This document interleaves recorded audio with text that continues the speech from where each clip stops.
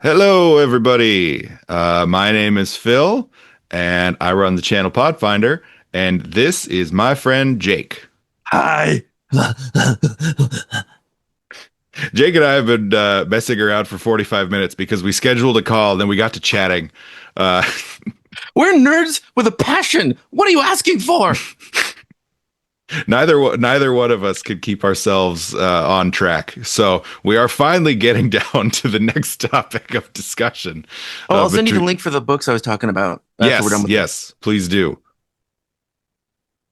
I've been inspiring Jake's latest arts and crafts project, but we'll leave that for a future video. Yeah. But welcome everybody to another Wisdom Check and Podfinder discussion. This one, it better not be 8 hours because if it is, we are talking way more about slides. Because I do not have 119 slides this time. This time I have like 14. Uh, I know he's so cutting back. He's yeah, trying to yeah, I'm really trying trying to to cut quit the back this habit. time. So yeah. So today we will be discussing the concept of magic in Pathfinder, and specifically the lore surrounding how magic works and how it like manifests within the world. Um, One thing to note: there is a new book coming out later this year called Impossible Magic. It looks like and we're both very excited for it. Uh, um, I'm very excited for the Runesmith. Necromancer looks kind of interesting. I'm also very excited for the remastered Summoner and Magus as Yes. well. Yeah, super excited for all that. But there might be some minor changes. I guess major changes are possible, but I'm guessing there's just going to be a little more clarification and stuff about magic. Secrets of Magic kind of laid out a pretty solid groundwork, but I'm guessing there will be more expansion into what we're talking about in the next couple months, especially with the abolition of the traditional 8 spell schools. So I won't be covering, or we won't be covering the spell schools here today, but there's a lot more to cover about magical traditions on Galarian. As far as our histories with like magic and stuff go, all my stuff is just Pathfinder. I'm a Pathfinder nerd, as anyone who is familiar with these collabs can probably determine already. So I have very little knowledge of like occultism or magical or alchemical practices in history outside of the context of Pathfinder. But Jake, that is partly why you are here because Right. you're gonna bring a lot more to the table.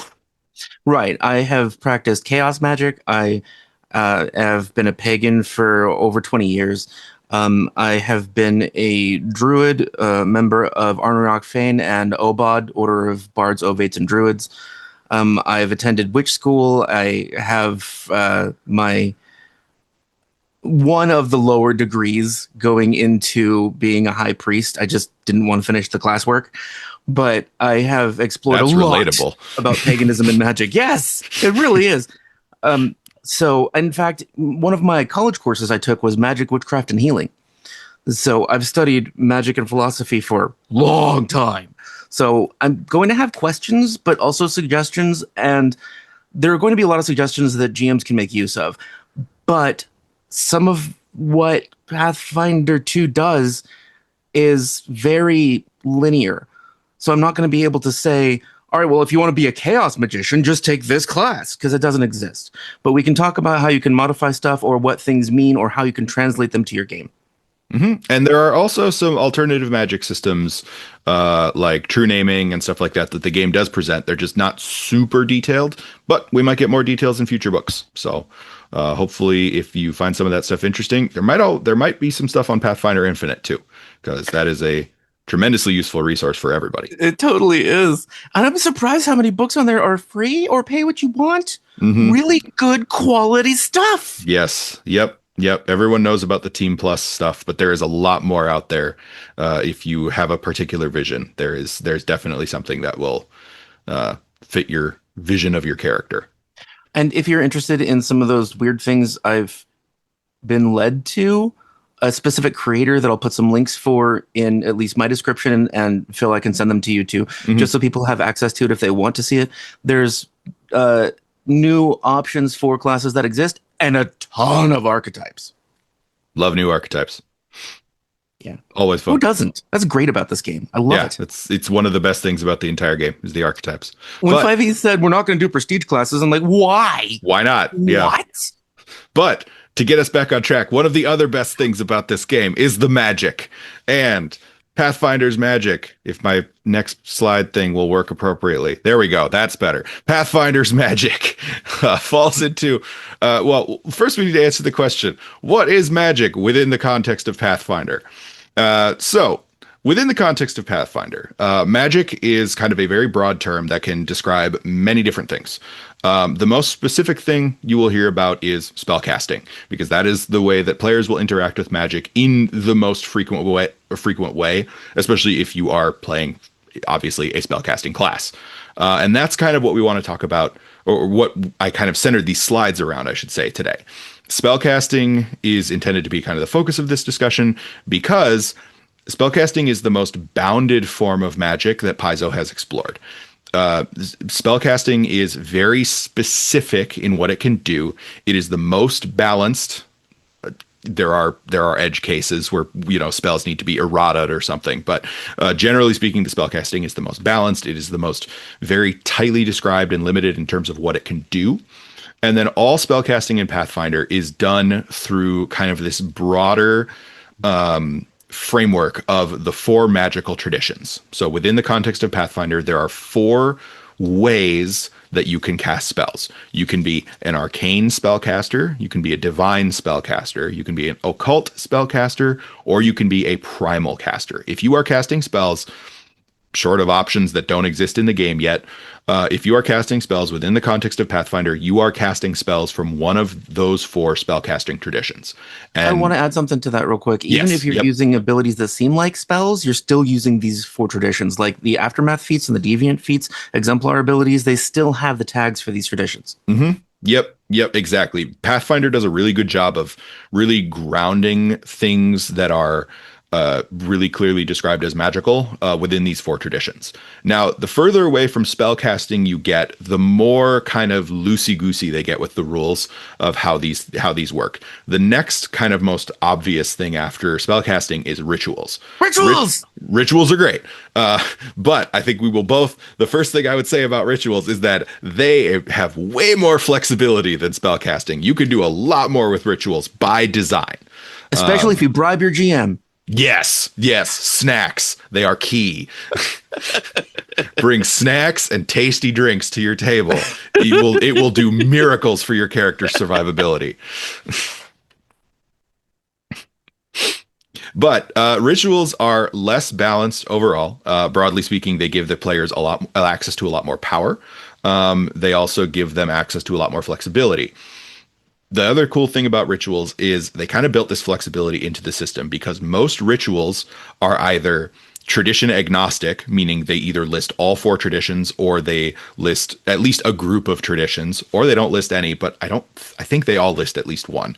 Or they pull from at least multiple traditions, meaning you are kind of bringing magic from different sources and kind of weaving them together into a more complex like layered system, which is kind of that narrative justifiability or narrative justification for the bigger power and flexibility that you actually bring to the game. Which is why it's easier to create new rituals from scratch than it is spells. Absolutely. Yep. 100%. And you as a GM can tailor rituals to fit your party a lot more easily. In my mind, you could be like, oh, I want this ritual to teleport. Okay, I can come up with a reason why the primal caster can contribute to that. Like it's a lot easier to say like, oh, you're weaving in like kind of the vague magic of what Nature's Pathway. That's the new name for that spell. The Arcanist is working out like a teleportation circle aspect of the ritual, and then there's a lot more you can tie in there to make even low level characters get access to some of this higher level stuff. Mm-hmm. Then we really start moving away from spellcasting with things like alchemy and invention. And I'm kind of throwing these two together. They're not really the same thing necessarily, but they're very similar. So alchemy is not necessarily magic, and I'm using like magic in quotes or like with a capital M in the context of the game, because alchemy works in anti-magic zones typically. I'm sure there's somewhere in the game where they have an anti-magic zone where alchemy also doesn't work, but that would be a special case. Inventors, statistically, something exists. You know, this game's Yeah, existed okay, for I get 20 that. years. I'm sure something's out there. And invention, like what the inventors can do, they create these gadgets that it's fantasy science. You know, it's not. This isn't something that you could actually do with real science in most cases. But it's not magic in the fact that this works in Alkenstar, the city where magic doesn't work. And some So of them like still replicate spells or they imitate potion effects. exactly. So like this, we're kind of as we're talking about these three on this first slide, we're really like, you know, spellcasting is the most capital M magic. Rituals are magic, but they're a lot more flexible. And then you get to alchemy and invention, which is kind of a lowercase m magic. It's magical stuff, but it is not technically spellcasting. And I don't recall if there are ever instances of alchemy or inventions using the tradition tags. Do you know, Jake, if they happen to use any of those? I don't know off the top of my head. Just potions. Yeah, I didn't think so. But yeah, so today the discussion is going to be focused on spellcasting and specifically the four traditions of spellcasting. So that's where we're going. But before we get to the traditions themselves, we need to lay even more groundwork. Because I'm an engineer and laying a strong foundation was drilled Because into I'm an me from a engineer. very young age. Well, but yeah, this is important. And this image that you have and images like this in the system are extremely inspiring. Yes, this is probably my favorite diagram in all of Secrets of Magic, which is impressive because that is probably one of my favorite books in the entire system. It is so good. But they do such a great job of making the magic in Pathfinder feel like a thing that is actually studied in universe and not just kind of a hand wavy thing that they can just make up whatever they want about. They did a really good job here. So, underlying the four magical traditions are the four essences. And these are kind of like, you could think of these as like the building blocks of all of creation or the great beyond, whatever you want to, whatever term you want to use for all of existence. So like there are the four essences: life, matter, mind, and spirit. And two of these kind of make up everything at its base level, and then two of them shape that everything into a perceivable reality. But we will get into that. Before we get into these, Jake, do you have like greater like background context that I should bear in mind as we move forward and kind of get into the specifics?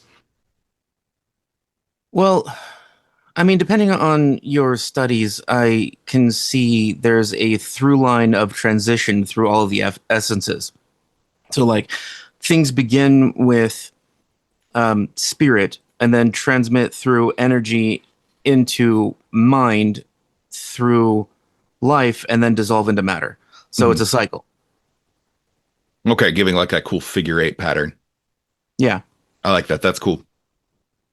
All right, so we will keep that in mind as we go. So I did these four essences in alphabetical order. There's not really an order that in which you necessarily need to understand them, but we're going to start off with life.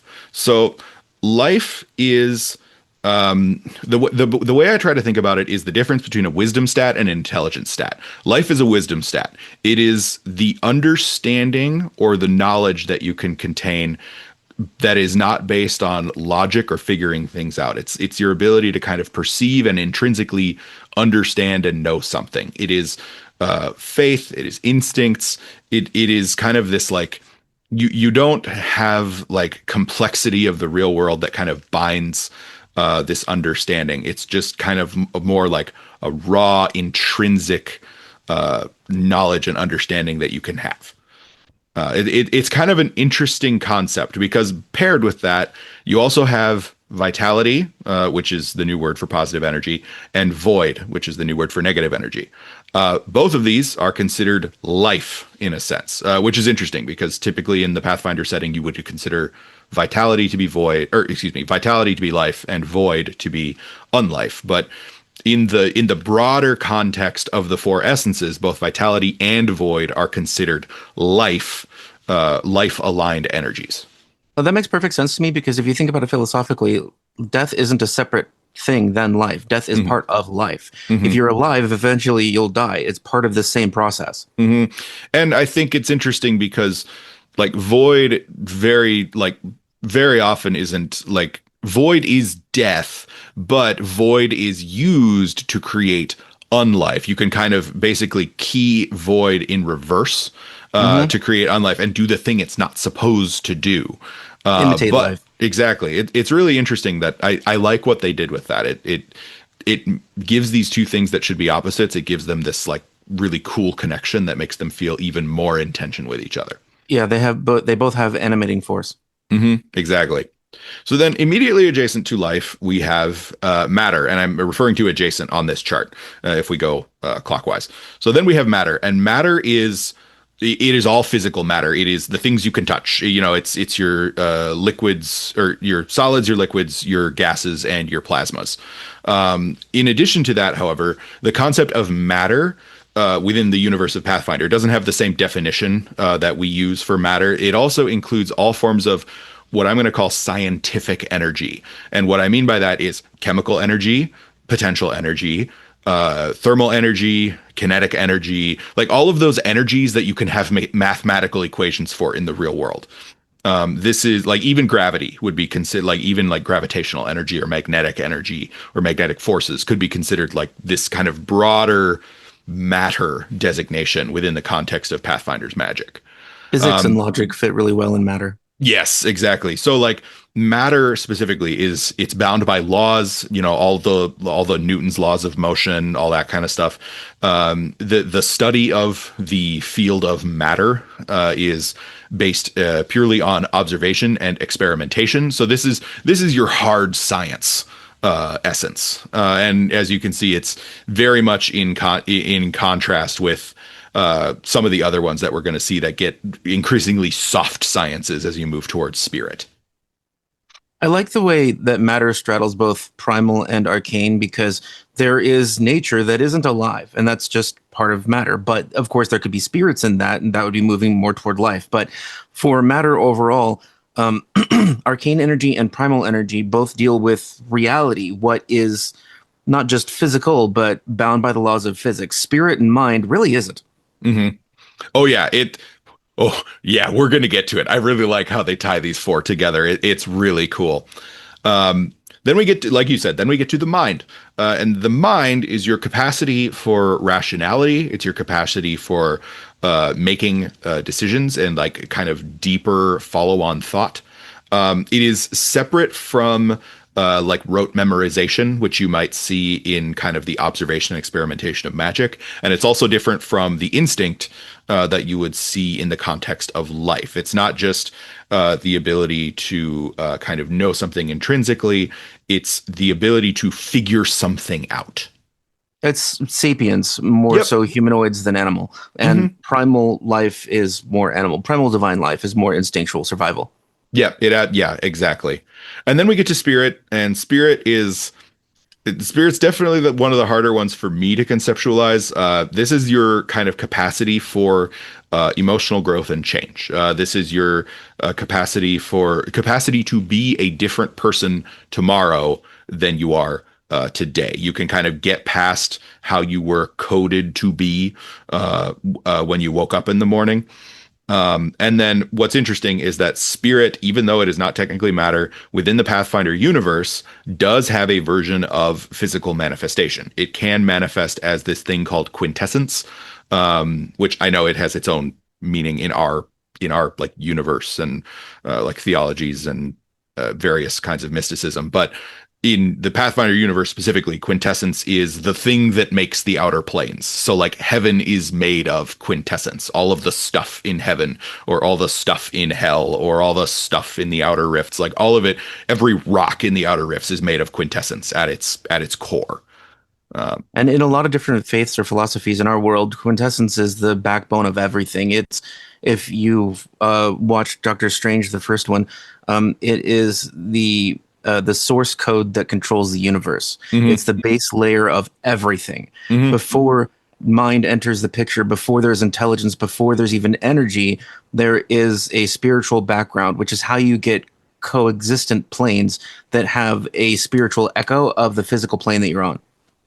Yep, and Pathfinder is Paizo is very clearly drawing from that kind of broader mythology when they came up with how kind of the outer planes are layered over one another and how the material plane is kind of shelled within the elemental planes and all that.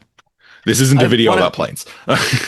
Well, no, but we could go into that. Yeah, we could. Trust me. Maybe someday. Next but 8-hour video. I don't know if we can cover it in 8 hours. Maybe. We could try. I might have to limit you to like 70 slides. Like maybe to like cut back on your habit a little. Maybe for the celestial planes, I could do 70 slides. 70 slides is like the boneyard alone. 350 slides. Next video. No, the quintessence thing I wanted to point out is that in our world, because quintessence is the unseen layer of reality, quintessence in our world is not the physical manifestations. That's us. That's anything that is touchable, that has heft or lift. But in our world, physically manifested quintessence is called TAS. Like you pick up an object that is made of only that energy. It's TAS, which contains quintessence. That is a term I've never heard before. That is cool. Yeah, and for clarity, quintessence does not typically manifest in situations that players find themselves in. It is most commonly found in the outer planes. It is very rare to find raw quintessence, or even like processed or like formed quintessence in the material plane. It's extremely rare. It would be essentially like the creative stuff of the multiverse. Like it'd be able to do anything. Yeah. So this is something that you would really only interact with at really high level play.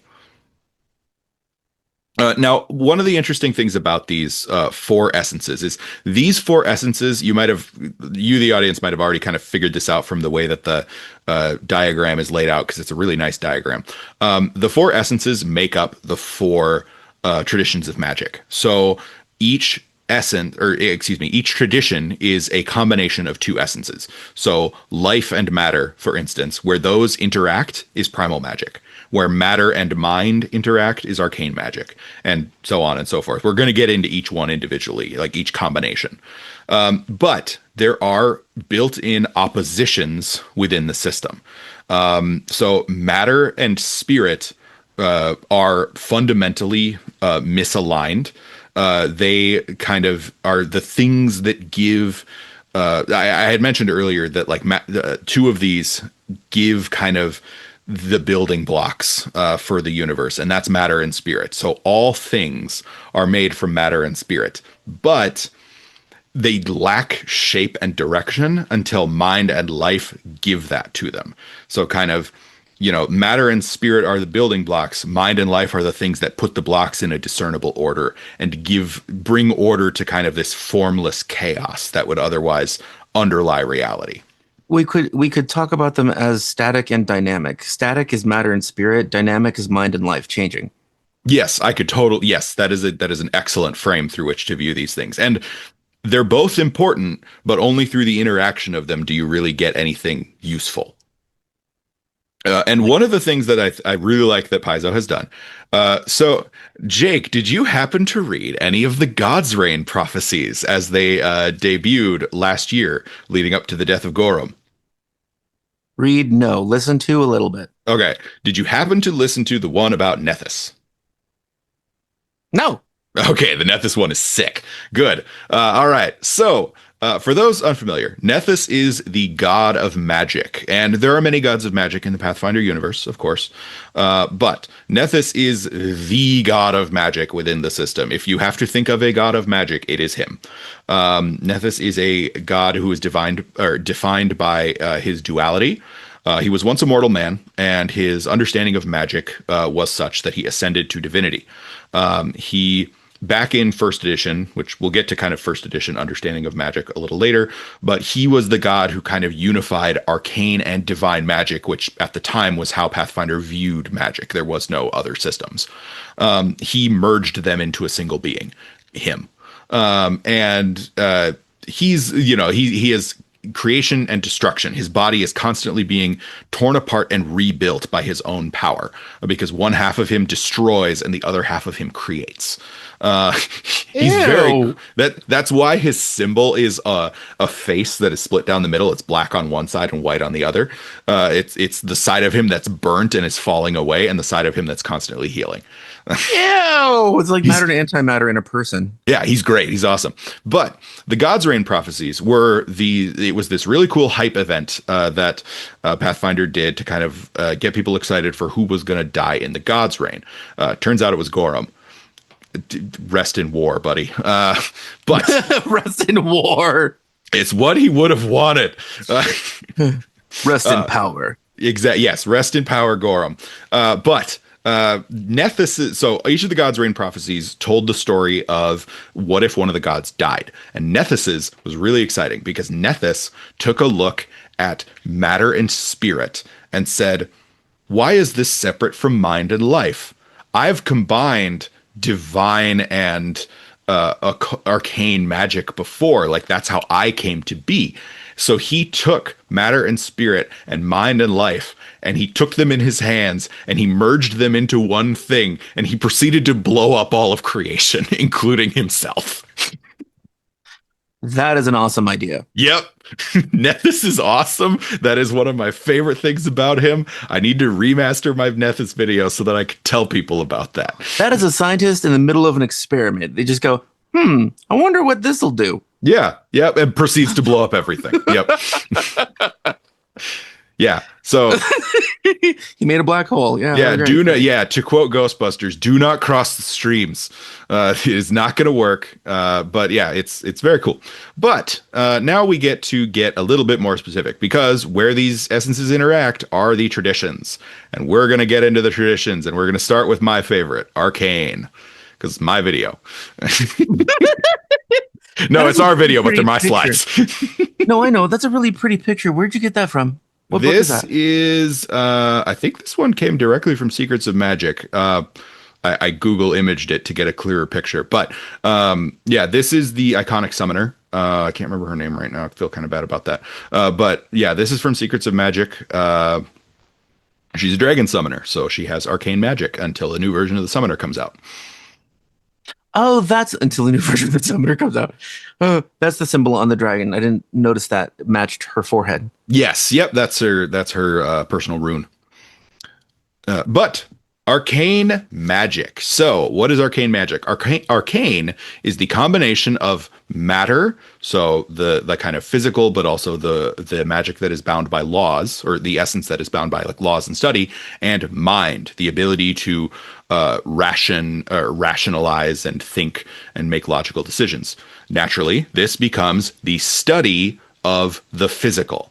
I have 4 phrases throughout these. So there's like the study or the faith, and then it's the physical or the metaphysical. This is the study of the physical. So what is arcane magic? Arcane magic is, of the 4 traditions, it is the most academic by like a country mile. Like study of arcane magic and like scholarship of arcane magic is specifically like defined by study. It's defined by debate. It's defined by theorization, the creation of formulas. This is the magic that you study on a whiteboard in a lecture hall because you can do it that way. Reminds me of my witch school classes. Yeah, I was like, there's a reason this is my favorite. It's because I spent 4 years in engineering school killing my brain with math. Yeah. I imagine people that do arcane magic are like at heart like the inventor class. Yes. They're just trying to come up with new ways of doing things, but it has to be logical. It has to make sense. And besides that, they're going to study from any source that can be verified and is reputable. In a world where there weren't spellcasters, they would be inventors and alchemists. Absolutely. Yeah. So they're intensely academic. All of their not all, but the vast majority of arcane spells tend to focus on the laws of the physical universe and how to manipulate, not necessarily break, but like bend them or use them to your advantage. So how can you separate the positive and negative charges to create a lightning bolt? How can you align the particles in the air and cause a spark to create an ignition for a fireball? And then obviously there's changing momentum and changing gravity and yada yada yada. What's interesting is because of this intense like academia focus, there are many different competing lenses of understanding within the context of like arcane magic scholarship. So one of those is the tools of creation. This theory goes that magic is the power. It's the tools that were used by the gods to create the universe, but because they used them, they can't just destroy them within the universe. The tools still exist, and through using magic, we are using those tools.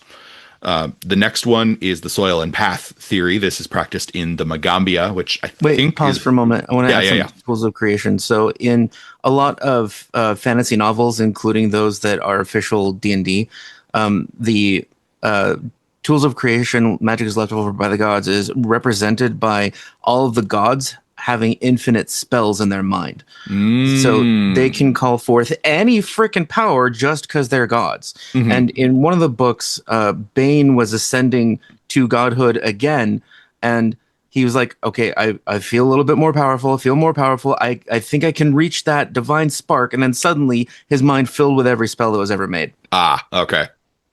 That's cool. I like that, especially with the understanding of like how spell slots were narrativized in those editions. Yeah, that's cool. So the next approach is the soil and obviously I'm listing 3 here. They're the 3 I could find information on. There are many. The next approach is the soil and path approach. This is the understanding kind of taught by the Magambia, which is kind of Central African magical grad school is how I would describe it.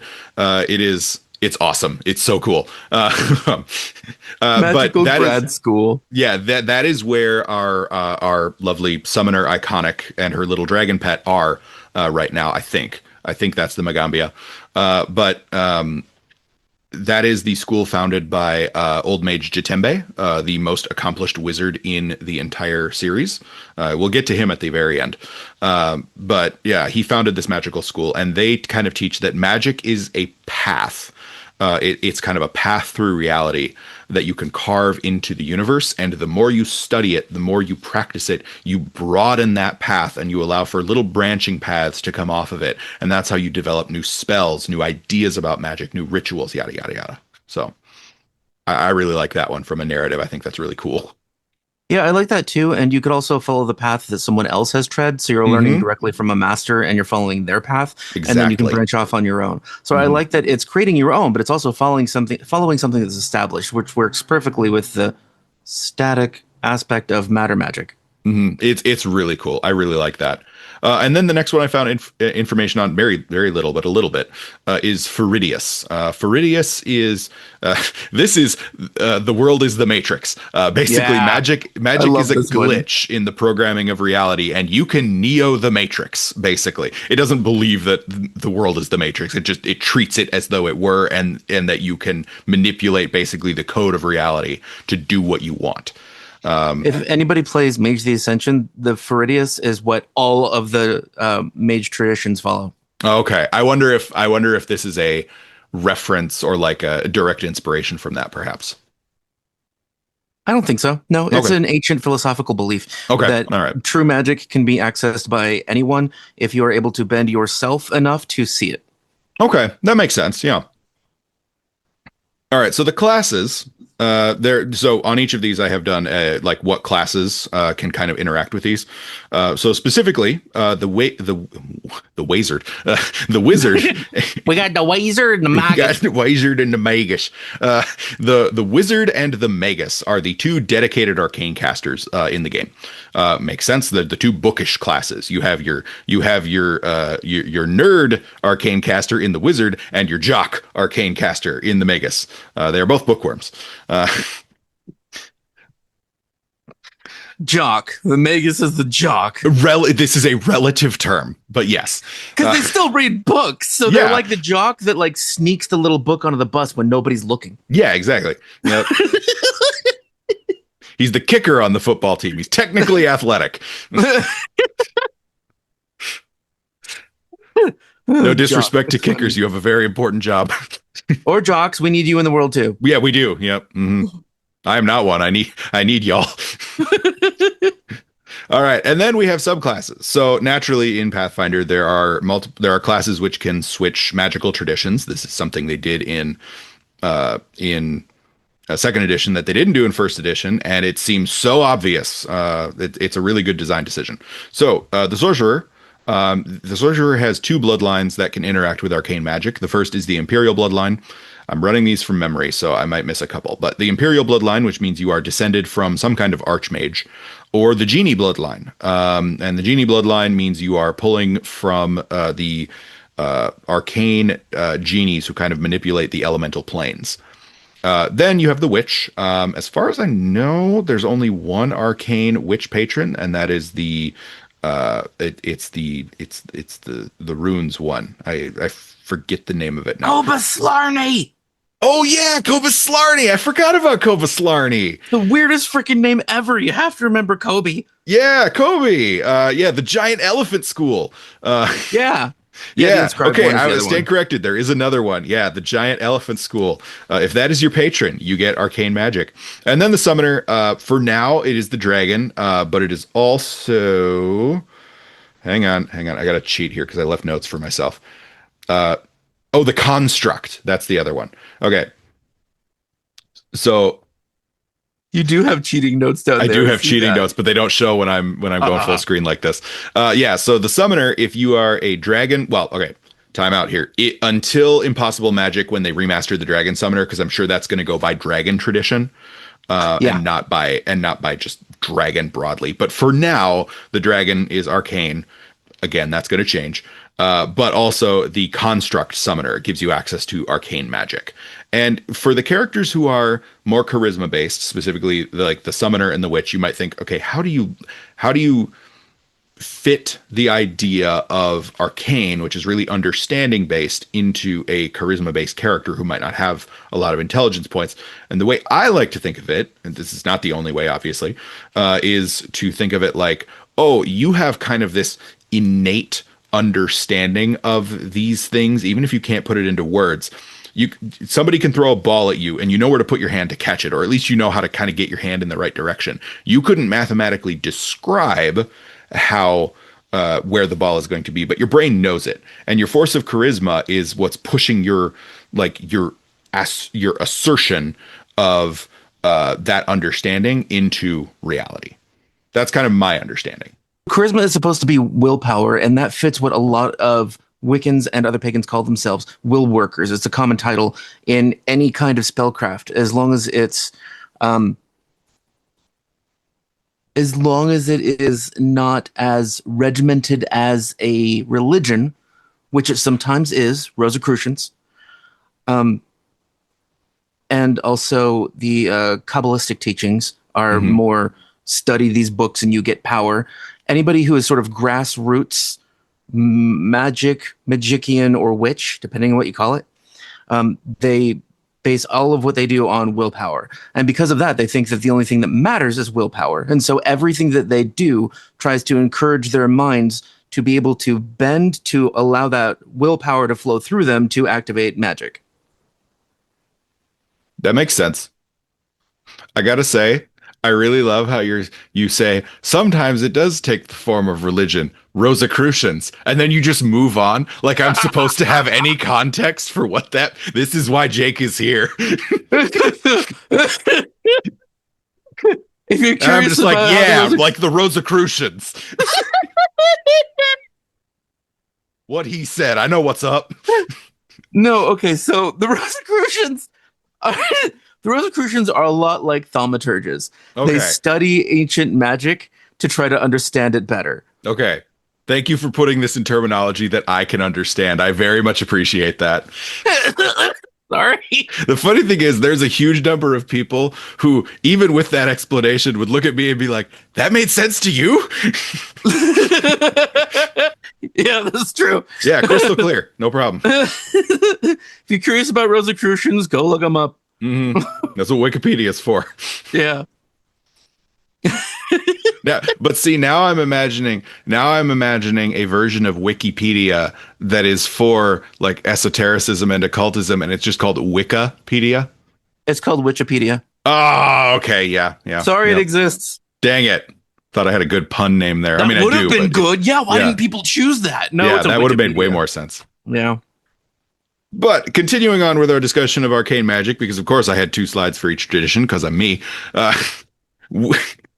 There are beliefs that you can kind of associate with arcane magic. Now, you might think, oh, it's arcane magic. It's got nothing to do with the gods, because divine magic is on the complete opposite side of the magical spectrum within the context of Pathfinder. But there are actually several deities who have interests in arcane magic. Obviously, any deity that just is a god of magic is going to have interests in arcane magic specifically, especially when most of these characters were written back in first edition. Arcane and divine magic were the only 2 forms of magic. They didn't have the 4 systems figured out yet. But you have your deities of magic. So most famously, you have Nethys, but you also have Yulral, who is the elven deity of magic, Lysala, who is the Thessalonian deity of magic and is associated with like runes of power, Nali Nivati, who is a very cool snake deity or snake person deity of magic and family, and also poison, which is very cool. Don't the Nagaji follow her? Yes, the Nagaji follow her. Yes, generally I love Nagaji. speaking. They're so fun. They're so cool. I got a front pocket. They're awesome. They're so cool. I also love that they have there's 4 or 5 different body types among the Nagaji, and they're all wildly different. It's totally just making the 1T from D&D sorry if I mispronounced that, making it a playable race. Yeah, it's awesome. And who cares if you mispronounce it? It's D&D. We don't respect that over here. It's probably UNT or something like that. Yeah, I don't know what it is. I know what you're talking about. That's what's important.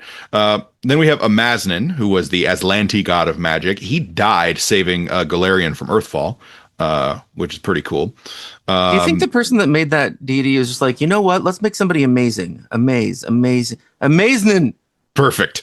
Yep. Print it. Ship it. We're on a deadline. Then we have everyone's favorite deity, Razmir. Yes! Praise be unto his name. Razmir, exactly. Yep. Yeah, I'm bowing. I don't have my camera on. And then a new deity, a new deity defined in Divine Mysteries. I don't know if they were mentioned anywhere else before Divine Mysteries. I don't think they were. Atrogeny, excuse me. They're very new. I don't know that much about them other than deity of magic, and based on the name, I'm assuming some ancient Greek inspiration. Yeah, they sound Greek. Sounds Greek to me. Because it looks like Atropos. Yeah, exactly. I'm assuming there's some kind of Greek inspiration there, but maybe I'll get to it someday. But we also, in addition to the deities of magic, we have deities of invention. And this kind of ties back to how constructs have always been kind of historically tied to arcane magic. So you have the most obvious deity of invention, which is Bry, goddess of clockwork and innovation. Robot lady. Yep. And then Cassandra Lee, actual robot lady, the goddess of artificial intelligence. Specifically artificial intelligence? Yes. Yep. She's a goddess of invention, and artificial beings, and then even more specifically, artificial intelligence. So I won't get into more than that because I don't want to spoil Iron Gods. Well, Bry was a construct before she became a deity, wasn't she? That is one of the myths. Yeah, there are competing myths within the Church of Bry. I didn't realize one of which is that she's a construct. The other of which is that she was a human who turned herself into a construct. Okay, you know what? I just realized that I remembered that story because I liked that one better. It was a construct that became a deity. I just thought that was cool. So, fun fact about Bry and Cassandra Lee. Do you know what happens to them in Starfinder? No. They merge with an AI and become a artificial intelligence electronics god. I think it's called the Triune.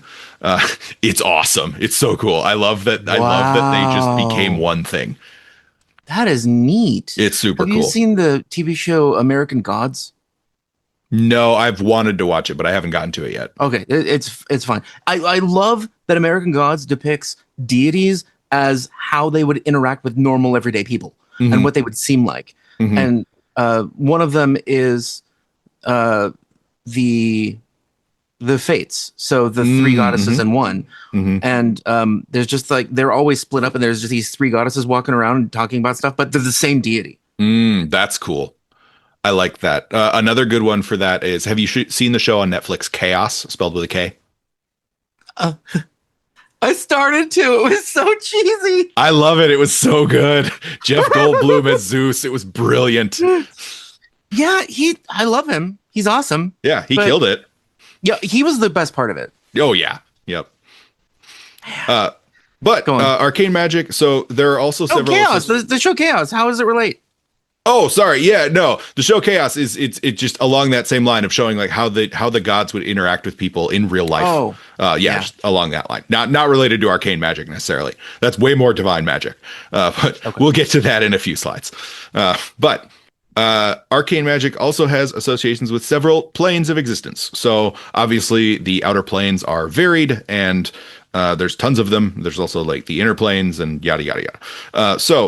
Several of the planes that are associated specifically with arcane magic, meaning if you are a practitioner of arcane magic, or your character is, I should say, you might have ties to some of these planes. The first is the Nightmare Realm of Leng. This one's also kind of tied to occultism, but the Nightmare Realm of Leng is a horrifying place, very It's much inspired. Lovecraft. Yes, very much Lovecraftian in nature, inspired directly by Lovecraft, actually. Yeah. But then you also have the astral plane, kind of the one of the like measurable pinnacle achievements of most arcane casters, especially wizards, is eventually being able to cast astral projection. So you're not really in any danger anymore. And then of course the dimension of time, sometimes referred to as Stethilos. All of these have connections to arcane magic more than the other traditions. And the dimension of time and Lang are detailed in some of the APs. And Lang, so the main reason I like Lang is, apart from having weird, silly geometry, Yes. like you walk into an invisible doorway, basically, and you are automatically teleported and reoriented to a different doorway in their dimension. I love that the doorway to get to Lang is at the bottom of the ocean, and it's a temple to Cthulhu. I should clarify, one of the ways to get to Right, Leng. right, That's right. the main one. I just love that. Yeah, Like, it's you want to great. get to that weird outer place? Just go to the ocean. Yeah, go to the bottom of the ocean. No problem. Yeah, so if you are interested in kind of how some of these work, or how some of these have been incorporated into APs, Leng most famously is associated with the Rune Lords. Very, very frequently, the Rune Lords made use of Leng, specifically the Rune Lords of Greed. So Rise of the Rune Lords and Shattered Star both take you to Leng. Rise has to do with Leng. Shattered Star takes you to Leng. And then the Dimension of Time, Return of the Rune Lords, you actually get to go to the Dimension of Time. You go there, and spoiler alert for Revenge of the Rune Lords, skip ahead 10 seconds, you meet Yog-Sothoth there, because he's just hanging out. What AP is that? That is Return of the Rune Lords. It is great. Oh, Book 6 is wild. God, I want to play that. I'm making a note of it right now. It is great. It is also just a great AP overall. You go to the Dimension of Time. Yeah, It's so he is great. he is sick. All right, now there are also centers of learning specifically for arcane characters. So if you are an arcanist,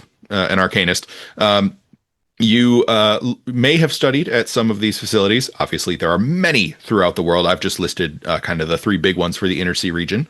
The first is the Academy in Korvosa. So Korvosa is the site of the Curse of the Crimson Throne adventure path, as well as the Shadows at Sundown adventure.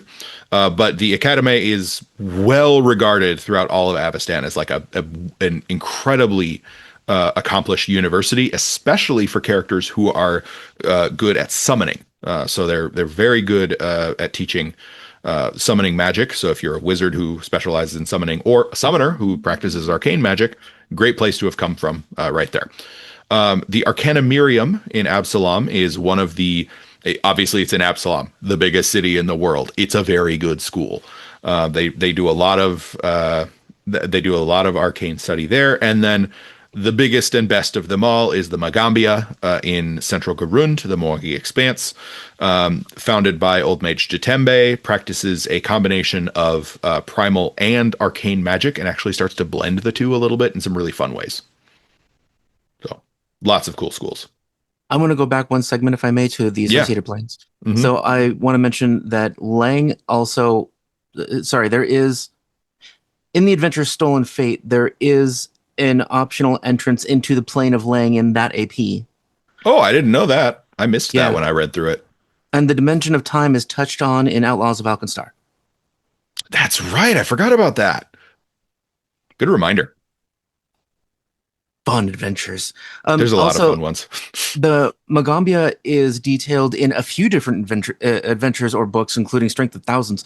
But do you know if there is some book that specifically goes into the Arcanumarium? There's an adventure. Hang on, I've got it right here. Cheat sheet. Cheat sheet. Hang on. It is Academy of Secrets. It is a 13th level adventure for Pathfinder First Edition. First edition. That's why I didn't know of it. Yep. I'm like, oh my god, is that new? I've never heard of it before. No, it's actually quite old. It's hang on. Publication date. Why aren't you printed on the inside front cover? You're supposed Academy of Secrets. Okay, yeah, thank you. Academy of Secrets. It is from very early. I don't remember the year. It's not written on here, but it's pretty early. It was written for Pathfinder RPG, so it's not that early. It's not 3.5 early, but it is early. You also spend time in Korvosa in Curse of the Crimson Throne. You don't go to the Academy directly. There is a glimpse of the Academy in a narrative in the Lord of Runes novel. You go there, you spend about a chapter and a half there with Count Varian Jaeger, the main character. They probably don't go into a lot of detail then. No, but they go into one of the studies, and you hear about a lot of one of the professors in quite a bit of detail. So it's very niche, but if you really wanted to hear more about it, funny thing about the Academy, they have this weird thing where they practice summoning imps. Like that's considered a rite of passage, is you summon an imp, except they summon so many and they practice a lot. And when they practice, if the students don't figure out the dismissal properly, the imps just kind of hang around. So every year several times a year, in fact, the massive population of imps in the city will just go completely berserk, and Korvosan house drakes have evolved to prey upon imps. So several times a year, there is a massive war in the skies between the house drake population and the imp population as they fight for dominance of the skies. God. It's I was amazing. thinking the Harry Potter scene where the imps get loose. This is way more extreme. It's awesome. It's so cool. It is such a big deal that it, like in Curse of the Crimson Throne, it is played as a hazard. Like you have to like get around some of these fights. Okay, that would be a hazard. And in the Lord of Runes novel, it becomes a problem. Like it's a thing that everybody knows is a problem, but nobody knows how to solve. Like it happens in the novel, and everyone's like, "Crap, it's happening again." They need Hermione. They need something. They need a way to fix this. It's a big problem. That's but now amazing. we have playable playable house drakes. So realistically, they just need all the house drakes to become player characters, level up a few times, and then this war will be over really fast. I love that that's realistically. Yes, yeah. That's how you solve this problem. That is awesome. Mm-hmm. Oh, I can see a story developing from there. Yeah. Oh, 100%. Dude, you could actually have a whole group of house drakes that come specifically from that. Yeah, 100%. Yeah, you could make an adventuring party that's just that. Like totally. That's fun. Honestly, if you were to run Curse of the Crimson Throne in 2nd edition, you would the way you would do it is play a party of house drakes whose first job is hunting down imps, and then eventually you get all the way up to saving the city. Nice. Instead of killing rats. That's totally how I would do it. Yep. Mm-hmm. That's fun. But all right, thank you for explaining more. Yes. Now we get to occult magic. We're getting away from the scientific and more into the weird. Is that a chicken man? That is his summoned Eidolon. That is the old iconic summoner. That's an eidolon. It's a chicken. It's a giant chicken Oh, that it's a has a snake's cockatrice. tail. It's great. It's got to be a I cockatrice. think that's what it's supposed to be. Yeah. I'm Is not that a super familiar crow? with the old What? iconic because I didn't play a summoner in 1E. Yeah, cockatrice has a serpent tail. That sounds right. Yeah. There's Okay, all art right. of him doing his summoning wrong and it eating him. Okay, that's amazing. Yeah, it's great. But occult magic. So this is the combination of mind and spirit. So the last one was the study. So arcane magic was the study of the physical. This is the study of the metaphysical. So you're still seeking understanding, but you've moved over from the world that can be understood through laws and equations to the world that very much cannot. Every ghost hunter's show. Yes. Yep. Exactly. So the features of occult magic. Occult magic, as opposed to arcane magic, which was defined by rules and laws and logic, occult magic is defined by narrative. It is the magic of stories, it is the magic of immersions, and it is the magic of connection. The metaphor that they use in Secrets of Magic is that occult magic is a tapestry. The thread in the tapestry connects to every other thread in the tapestry. It's just a matter of figuring out what the path is and how to pull or push on the thread to make things tighten, make things loosen, or maybe unravel the entire thing, depending on what your goal is here. And thread in this instance is not a physical thing. It's some kind of connection. It can be very minor, but as long as it exists, you can manipulate it. So it might be an emotion that someone has that is similar to an emotion that another person has. It might be a memory of a thing that allows you to make a magical connection to the thing itself, the object, and then go find it. But the ability to kind of make those connections, understand them, and strengthen or weaken them is what allows like an occult practitioner to use their magic effectively. And this is a very common theme in Wicca and paganism, greater paganism in general. The tapestry is used as a metaphor for how everyone and everything is connected, which explains how scrying and remote viewing work. Mm-hmm. You're following And the thread along until you get where you right. want to go. And also explains how sympathetic magic works. Like you have someone's a piece of someone, a piece of hair from someone that you do a ritual on that hair, and it affects that person because they're linked to the same Yeah. thread. Makes sense. Yeah. So for the dedicated classes for occult magic, we have three. We have the Bard, obviously. This Bard used to be an arcane caster. When they came up with the four traditions, they said that's dumb, and they made them an occult caster, which makes way more sense. Dumb. It makes way more sense this way. No, I'm bothered by the Bard being occult magic, not because it should be arcane, but because bards in our world, yes, they had stories. Yes, narrative mattered a lot to them, but they were also healers. They carried knowledge of herbs from town to town. They should have the option of being primal, goddammit. You can play the new. It's not primal. It's still occult, but you can play. What is that Bard Muse? There's like the Nature Muse that lets you really good at dealing with animals and plants. There's another one. It doesn't make you primal, but if you wanted to play primal, I would. If you were dedicated to that, I could see the GM making like a caveat of like, okay, you can do primal, or like you still get the occult spell list, but it's considered like primal magic for you. I don't know.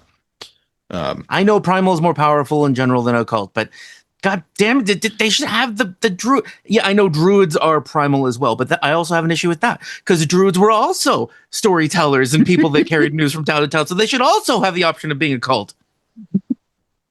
We'll get to primal at the end. I'm like, no, this isn't right. I think we can at least agree if you take the historicity out of it, the way that bards are portrayed in D&D, which fed into Pathfinder, it makes more sense for them to be occult casters. Yeah, context. We also have the psychic, which is it's the weird caster. Overall, it makes sense. It's definitely the one where I'm like, ooh, there's a lot going on with the psychic. You could definitely see the psychic in a couple different traditions. I think occult makes the most sense, but it's definitely the one where I'm like, what is there? 24 different subclass combinations for the psychic, you could definitely see some of them being like, oh, that one should be arcane. But I get it. Spell list creep. You gotta nerf them a little or limit them a little bit to make sure something doesn't get crazy. That's why there was a whole expansion for psionics in second edition, first edition, and third edition D&D. Hmm. Yeah. I'm Actually, I not don't know if super there was for familiar with first. psionics, but yeah. And then we have the upcoming Necromancer class, which I was very shocked to find out was an occult caster. I would not have guessed that. I guess it kind of makes sense, but it just I would have guessed arcane or divine or pick from those two. I would not have guessed occult. It's not wrong. It surprises I me. agree with that, but arcane seems to be more about damage Hmm. than occult, and occultism. Okay, so occultism seems to me to be like a low-powered divine. Like divine is about the angels and demons and devils from different realms and Hmm. asadas and constructs from different planes. And occultism is like lesser forms of those. Like you Hmm. get like Whale the Banshee. I know that's not lesser, it's really powerful, but you get like the It more feels terrestrial lower versions power of divine. narratively. Yeah. Right. You get Hmm. more terrestrial versions of divine beings. Like there Hmm. are ghosts and other spirits that you mess with. So it feels okay to me that Hmm. the necromancer isn't divine. To Yeah. make them arcane would be fitting with the past, but if you think about just the necromancer, what they're supposed to be doing in Pathfinder 2 as the new class, Hmm. arcane doesn't make any No. sense No. thematically. Hmm.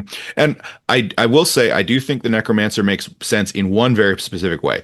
The occult system is opposite of the primal system, and the primal system has absolutely nothing to do with necromancy within the context of the game. Yeah. And uh, occult magic specifically makes use of mind and spirit, two things which are shared: mind with arcane and spirit with divine. So I can see it. If you want to play your guy as more divine, you just lean into the spirit side of it. If you want to play as more arcane, you lean into the mind side of it. Yeah. I was just surprised. Well, I get that because it's a break from tradition. Yeah. But then we have subclasses. We have the sorcerer, the witch, and the summoner. Again, it's going to be those three every time. Uh, but Witches! witches, they can do anything. I love witches. They are great in this system. But I need to go to my cheat sheet again. So, whoops. You broke the I internet. broke it again. Dang it. Hang on. We'll do the share again. There we go. Fixed it. All right. Okay, so what are my notes to myself? So the sorcerer, we have the aberrant bloodline. We have, which, I mean, that makes sense. It's the outer gods bloodline. Yeah, that sounds occult to me. We have the hag bloodline, occult. Makes Cursing. sense. Yep. The harrow bloodline, which is for those uninitiated, the harrow is a magical deck of cards, very specifically calling back to the tarot deck in the real world. It's associated with the Varisian peoples, fortune telling, stories, oral history. Fate, exactly. Yep. See the Stolen Fate adventure path. It's great. Um, and then the Shadow Bloodline, which is just cool. Uh, then the witches. We have Baba Yaga. So many. So many. Yeah. I had Kobe Slarney as occult. Is Kobe Slarney arcane? Did I get that No, wrong? I'm checking now. Did I get it wrong?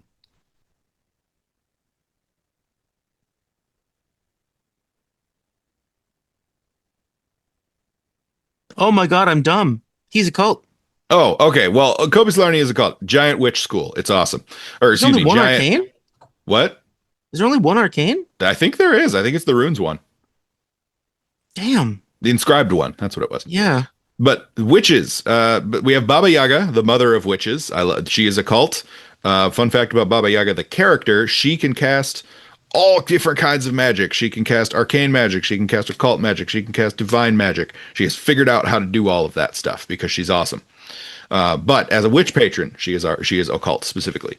Kobe Slarney, the giant elephant that serves as a school, and I mean giant because he has a university on his back.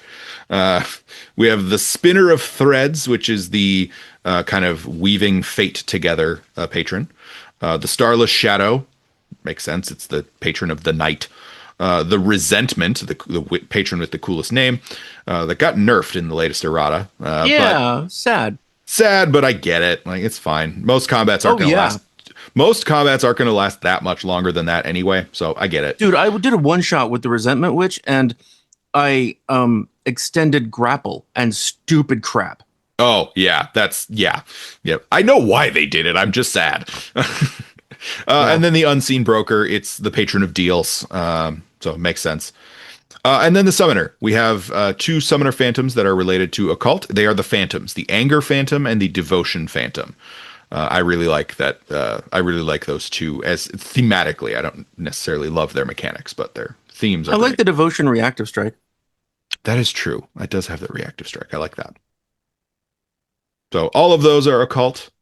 But if you are playing a character associated with occult magic, there are other things that you can kind of associate to your character as well. One of which is deities and belief systems. So one group of deities that have associations with occult magic are deities of the night. So, for instance, Aleph, who is relatively new in terms of like details that we have on her, she's new in Divine Mysteries. Very cool art. Any of the Dark Tapestry deities, which is I'm kind of using as a very broad term, it means a bunch of different things, but most specifically the Outer Gods and the Elder Gods. So your Yog-Sothoth, your Azathoth, your Cthulhu, anything tentacly. Nimbaloth. Lots of Nimbaloth. lots. Yeah. Oh, I love Nimbaloth is the only one that I like, and it's the only one that's a Paizo original. So surprise, surprise. Desna, the goddess of luck, the night, and travel. She's probably the most popular of all of the night deities. Nocticula, the deity of night, redeemed artists, and redemption more broadly. Skio, who is the prince of the moon. He is god of not really redemption, but like understanding those who are different from you. Also, to some extent, a god of neurodivergence because he himself is neurodivergent, which is pretty cool. In what way? It's not a neurodivergence that we would classify here on Earth. He's a representative of neurodivergence because he died and was restored to life, and it kind of rewired his brain so that he sees the world in a way that is different from everybody else. It is not a one-to-one like aligned with any particular kind of neurodivergence that we experience here on Earth. Okay, so his neurodivergence. Sorry, I have chocolate on my tongue.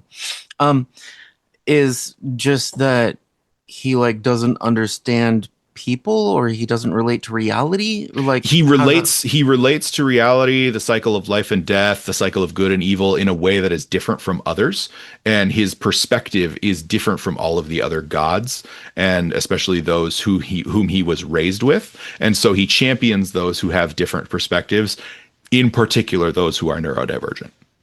Does it specify in what way he's different? He thinks of these things differently? I don't recall one, and I don't want to say it wrong. I'd have to go back and check my notes. Oh, okay, no problem. But there are specifics, but I don't recall them at this time.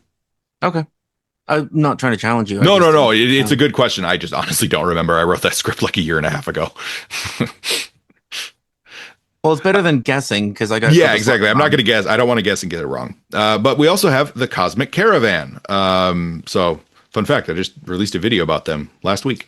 But they are the deities associated. It's a pantheon associated with the night sky, but also associated with kind of like fortune telling, astrology, star reading. It is also the name for the zodiac that is used in Avestan, the Cosmic Caravan. So there's a lot of crossover between astrology and that pantheon of deities. It would also be a good folk band name. It would be a very good folk band. Oh, and the fans would be the Cosmic Caravanneers. That's actually the name I gave for followers of that pantheon. So, yeah. Nice. So then, in addition to deities of the night, you also have trickster or mystery deities, which makes a lot of sense. The most famous of these is Grandmother Spider, the sister of Achekik, the mantis assassin god. So Grandmother Spider is a weaver of fate. She's also a trickster deity. Rumor has it that she has stolen a set of Asmodeus's keys, which may or may not include the key to Rovagug. Unclear, which would be very bad because she's not a good person. We also have Sivana, the goddess of illusions specifically. And then we have two of the eldest. So one of which is the Lantern King, and the other of which is, you're going to forgive me, Ing. I don't actually know how to pronounce this. Yeah, I think ing works. Or like Uh, not good. Yeah, I don't know this. Yeah, I don't know that there's a good way to pronounce ing. So, but then we also have two non-deific systems of belief that I am aware of. There are many others, but the Rivethun, which is a dwarven spiritualist practice that reveres spirits of nature, spirits of the deceased, as well as the gods, but contextualizes them as just greater spirits. They're just more powerful spirits. I'm really glad they did something to add shamanistic beliefs to the system. They did a great job. They did such a good job with the Rivethun. Yeah. It's got 3 frickin' archetypes. Like, it's so cool. Also, for any queer audience members out there, the Rivethun are really good at championing queer lifestyles. So check them out. They're awesome. But also, we have the Esoteric Order of the Palatine Eye, which I abbreviated to save on page space. You got to save that ink. Yeah, got to save that ink in this digital medium. All right, what is the esoteric? Jake, have you ever heard of the Esoteric Order of the Palatine? Yes, I love them. They're great. They're great. I have a video coming out on them later this month. They are totally like 1800s occult researchers. Yeah, they're great. They're most associated with occult magic. They also do a little bit of divine magic stuff, but they're most closely associated with occult magic. They are super cool. 18th century, like, gentleman explorer, occult researcher types. They're really cool. Yeah. A lot of Egyptology stuff woven into them. Yeah. Totally. Super fun. There is a practice that for some reason I'm drawing a blank on, that was done in the 18th century that was all about, and also it went into early 1900s. Man, why do I not remember the name of this? I even talked about this with somebody recently. So it was occult practices. Maybe after our next break, I'll remember. So it was a movement, spiritualism. It was a movement that was about contacting the other side, and it was a huge deal. All of the aristocracy, people of the upper class, were performing, as in putting on or attending seances. And this is where the idea of ectoplasm came from. Oh, cool. Because of one specific, I don't think it was Madame Blavatsky, but I don't remember her name. She was a medium who held a gooey chemical mixture in her mouth until the end of the seance and then released it. Nice. And that's where we get ectoplasm from, because she spat it out. That's funny. I like that. Not really a thing. I like that. Ectoplasm does exist in the universe of Pathfinder. It is the manifestation of the ethereal plane, I think. Well, that was her story, so that makes sense. Yeah, that would make a lot of sense. So planes associated with the occult tradition of magic. To some extent, Leng has some of these associations as well, but more broadly, the dimension of dreams. So the dimension of dreams is the dimension where your subconscious goes when you fall asleep and you are dreaming, obviously. So the dimension of dreams has a ton of connections to occult magic, because dreams in the universe of Pathfinder can connect people. That's kind of one of the kind of defining features of that plane. You also have the ethereal. Sorry, go ahead. Sorry. And I love that it can be dangerous to sleep because of this, because there's a connection to the nightmare lands. Oh, yeah, it can be. Yeah, it can be real bad. And you're just sleeping. Yeah, it can mess with you real bad. We also have the ethereal plane, which is kind of the interconnecting plane between the first world, the material plane, and the netherworld. And then we have the netherworld itself. The ethereal plane that's the plane of ghosts. And then we have the netherworld, which and the ethereal plane is coexistent, which means it overlays ours and it has replicas spiritually of physical objects that have been there for a long time in that world. Yes. Yep. Exactly. Yes. 100% right. And then we have the netherworld. This is the new word for the shadow plane, which doesn't 100% overlay our world, or the material plane, but it does. It has like dark mirrors of the things in the material plane. Shadow Absalom famously exists. It is a giant city So very cool. But all these have connections to occult magic. So if you're playing an occult caster, maybe you have a connection to some of these planes. The Dimension of Dreams is a really fun one for psychics. I like to use that as like a place where maybe a psychic gets some of their powers from. And then the centers of learning for occult magic are unsurprisingly, they can be a lot more spread out because so much of occult magic is connection. There's a lot of travel involved in understanding occultism. However, there are a couple more stationary things. Any fortress of the esoteric order of the Palatine Eye, which is mostly in Ustalav, but they also have things in Osirian, which is the in-universe version of ancient Egypt. And then we have the Herod Society, which is kind of a group of Varisian fortune tellers and esoteric scholars based in the town of Galduria in Varisia. These are the two I know of. Obviously, there are more. The Herod Society is interesting. So are they mostly about fate and luck? Or do they have anything to do with the esoteric orders? I need to go check my notes again. I wrote this a while ago and I don't remember exactly what they are. So I'm gonna have to go back and check that. But they presumably they are based on Varisian magical traditions, which would be based on two things: the harrow as a fortune telling and magical device, and the cosmic caravan like star reading. Those would be the two things that I think would be associated with them, but I would need to go back and check specifics. I could see those people using spirit bags as well. I have a question, but we are at 2 minutes. Should we pause here? Yes, but tell me what a spirit bag is.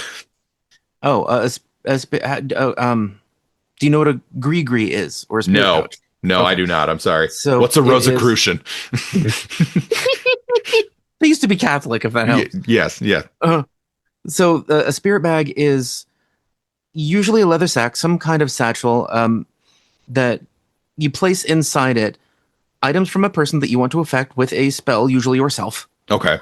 And physical objects that represent the manifestation of that spell. So like rocks, herbs, parts of an animal, whatever.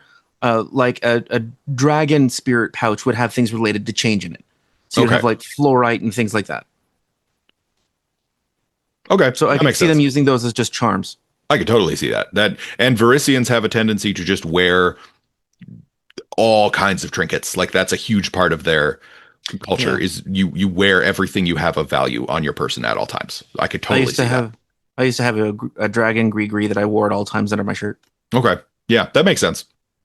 So you guys might have already caught it. In fact, people probably commented while they were hearing it. Spiritism is what I was trying to remember. Okay. It's actually something that Dan Aykroyd's family participated in. So yeah, early-ish 1900s, his family was at the forefront of it. That explains a lot of Dan Aykroyd's behavior. Doesn't it? Yes. He said he's always been fascinated with the other side and spirits. I did not realize that I would get a revelation about why Dan Aykroyd is the way he is, but that makes a lot of sense. Thank you. Yeah, sure. All right, we are now moving. For. Important. Is it me? Does this look? Is it me or does her right hand look like AI? Like there's not enough fingers. No, there's enough fingers. They just merge in a little bit. Oh, that's a glyph. Symbol. Yeah. Oh my God, it's a glyph. Okay. Yeah, no, she's holding her holy symbol. You can kind of see them wrapped there. Oh, okay, thank you. Yep. No, I'd be disappointed if it was, but I think this image predates major AI generation. It doesn't actually seem like it was. Yeah. Other artists can actually screw up. It's not just AI. PSA, don't use AI GMs or artwork. Be better. Wait, don't use AI, GMs, or don't use AI GMs? I guess both.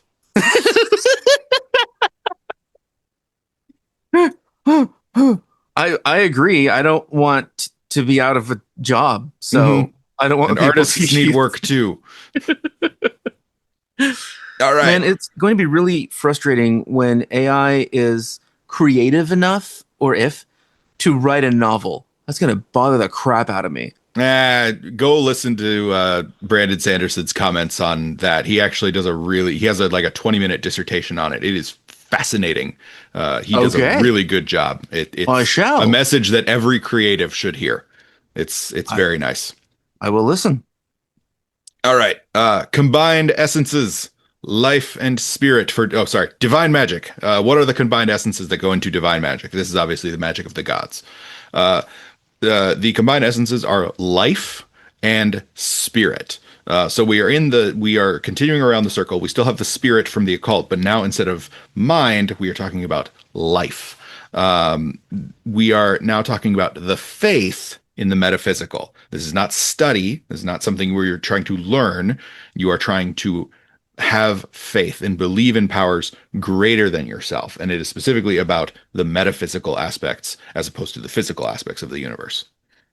I want to add something here that this doesn't have to have anything to do with gods. No. In our world, we have a concept of three planes, and this is also repeated in a multitude of religions, including Nordic.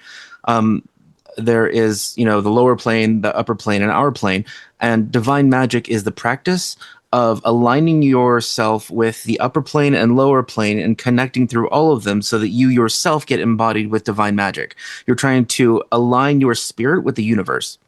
Hmm. That's cool. What happens if you're only aligned to one of the two? Does anything happen? Yes, you can become ungrounded or really toxic. Oh, okay, cool. I mean, not cool, but you know what I mean. Interesting. And I know this is probably TMI. I don't care. I'm going to say it anyway. So, a sea witch taught me that the best, fastest way of grounding yourself after a ritual, or if you have too much of that high level energy, take a dump. Oh, It's the best way to feel grounded and release. I mean, I could kind of see that that makes sense. Yeah. Fair enough. So apparently if you need to meditate, you know. Yeah, there you go. There you go. Meditate on the porcelain throne. There you go. So the features of divine magic. So divine magic, it is an intensely personal and emotional form of magic. And the reason for that is because divine magic in the context of Pathfinder is all about the acceptance of an external power and the willingness to accept that and channel it without fully understanding or knowing it because it is so much greater or more complicated than you and your ability to understand. In divine magic as it exists within Pathfinder, the caster is kind of the tool or the conduit for the magic. They are not the wielder of the tool. They are the tool, and whatever the power is using them in a way. They can kind of direct it, kind of aim it, but they need to trust the power to like have faith in the power to do the thing without their complete control over it. Divine sources in this context do not necessarily have to be gods. They can be gods, but they can also be patrons. I'm capitalizing P here because I'm referring specifically to witches' patrons. They can also be curses in the case of the oracle. They can be lingering divine magic that remains in your blood if you're a sorcerer. They can be spirits. They can be these concepts that are bigger than you, that can be kind of vague and difficult to understand. And as strange as it might seem, the gods are kind of the easiest ones to understand because they are the most straightforward in most cases with what they say. Yeah, they have a set of parameters. Yep. I show Kira here the iconic cleric because it's Sarenrae. She has edicts and anathema. You know everything that she's about. She's very clear in what she wants. The further you get from those really like willing to show you who they are gods, the more difficult it is to understand. Now, but even Sarenrae, her understanding of the universe is so vast and so her perspective is so great that Kira herself could never fully understand what Sarenrae wants from her or how her magic truly works or where it comes from. She can understand the goals of Sarenrae and understand how she can align herself to those goals and therefore use the magic. But it is not something that she could ever do of her own power or knowledge or understanding. I want to jump in here and say that this is why modern day Wiccans and other pagans choose specific deities to represent on their altar because they're easier to connect to than just, I want this thing. No, you pick Anubis because you want help getting over grief. Yeah, that makes total sense. You're connecting to an understanding that you have, which is like this facet of this thing, because it is something. It is a way that you can open that kind of mental path. That makes total sense. So when we look at the classes that can connect with this, the most obvious is, of course, the cleric. You also have non-spellcasting classes like the champion, but I'm referring specifically to the spellcasters here. So you have the cleric, which is your prepared divine spellcaster. They follow a god. They get spells from their god. They also are the best healers in the game because of healing font. They just are. You have the oracle, which is curse bound. You are cursed with some kind of divine power, not necessarily from a god. It can be. It doesn't have to be. Yeah, you bear this horrible curse of magic, of divine magic within you, but you can channel that power into other things that are beyond how the curse would otherwise define you. And then you have the animist, and the animist is like bonding to these spirits that are greater than you that exist within the world. A good way to think of like the vastness of these spirits is, I really like what they did here. The animist apparitions, I'm saying spirits, the correct term in this mechanically is apparitions. The apparitions are they have these amazing, really cool, unknowable names. The crafter in the vault, the lurker in hidden places, like the monarch of the Fey court. Like they give you these just like the witches' patrons. They give you these impressions of these really big ideas, but they don't bind the idea in such a way that it could be understood. It's really well handled. And it's again shamanistic. I could see one of those dwarves following an animus path easily. 100%. Yep. Cheat notes again. Now we get to the subclasses. Again, sorcerer, witch, and summoner. So for the sorcerer, we have a ton of them. I love all of them. They're great. My new favorite is the Aesir bloodline. It is basically the Valkyrie bloodline. So cool. So awesome. It's strongly flavored Valkyrie. Yes, strongly favored. They've got that cool spear spell, that's cool spear focus spell. Like, is it the most OP spell in the game? No, not by a long shot. It's a spell attack roll, but it's awesome. It's just cool. But then we have the angelic bloodline. And then, of course, because we have the angelic, we also have the demonic and diabolic. I'm a little mad that we don't have one for each of the planes because we also have Psychopomp, which means we have 4 of the 9 planes covered. I guess Aesir you could maybe argue is the Maelstrom, but that means we have at least 4 left. Like we should I was thinking that too. I'm like, where's Daemonic? It's not there. Yeah, where's Daemonic? Where's Archonic? Where's I don't know what you would call the Azada. I mean, you could just call it the Azada bloodline. Like, where's that one? You know, where's the Elysium, that would be it. Yeah, Elysium. Yeah, like where are those? Like those would be cool. You have the undead bloodline. Interesting to me that the undead bloodline is specifically divine when undead can be created by basically everything except primal magic. Right. Psychopomp makes sense. Psychopomp makes total sense. That one I'm fine with. The undead one is just weird to me that it's locked into divine. I could really see that one being arcane. Or occult, especially with occult. Yeah, so maybe that'll be updated in the future, but or like again, if you want to play an undead sorcerer who was from an arcane lich or something, talk to your GM. I don't think that's not a weird thing it's not going to break the power of the game. And then we have the Wyrmblessed bloodline, which is really cool. Have you heard of this one before? Yeah. Yeah, I love the Wyrmblessed bloodline. It is so cool. It is from a part of the world where they worship dragons, so dragons are able to manifest like a holy, divine power. That one's really awesome. But then we get to the witches. The witches have some very fun patrons in the divine space. We have the choir politic, which is hearing like the many voices of your deity as like a harmonizing series of or not your deity, your patron, as like a harmonizing series of voices like a choir. You have the Faith's Flame Keeper, the first one they released that was divine. It's like a comforting flame. And then the Paradox of Opposites, that one's fun. I like to think of this one as like Nethys the god being like, I don't want a cleric, I want a witch working for me today. Yeah, I like that. They could follow an aspect of him, like just call it the mask or something like that. You could do so much with this one. It's so cool. And then you have the summoner. Obviously, you have the angel, the demon, and the psychopomp. Again, I want all the planes to have their summoned creatures for divine. But then we have undead again, and that one again is weird to me. So All of them are fine. It just feels weird that there's both Psychopomp and Undead, and they're both divine. Yep. Yeah. Psychopomp being divine makes total sense. The Psychopomps are servants of Pharasma, the deity of death. I get that. But undead should probably be more broad in its categorization. Yeah. It's a really clear argument for allowing a sorcerer that's undead to be able to choose arcane or occult. Or a summoner. Yeah. Yeah, or summoner. Oh, and the witch, I want to point out that the Faith's Flamekeeper is sort of the default healer witch. Yes, yep, it is. It is the Healbot Witch. It does it pretty well. I don't. I was surprised how many temporary hit points. It gives you some decent temporary hit points. I don't think I would ever consider it like a healer that is on par with a cleric or a life oracle, but it is really good. Yeah.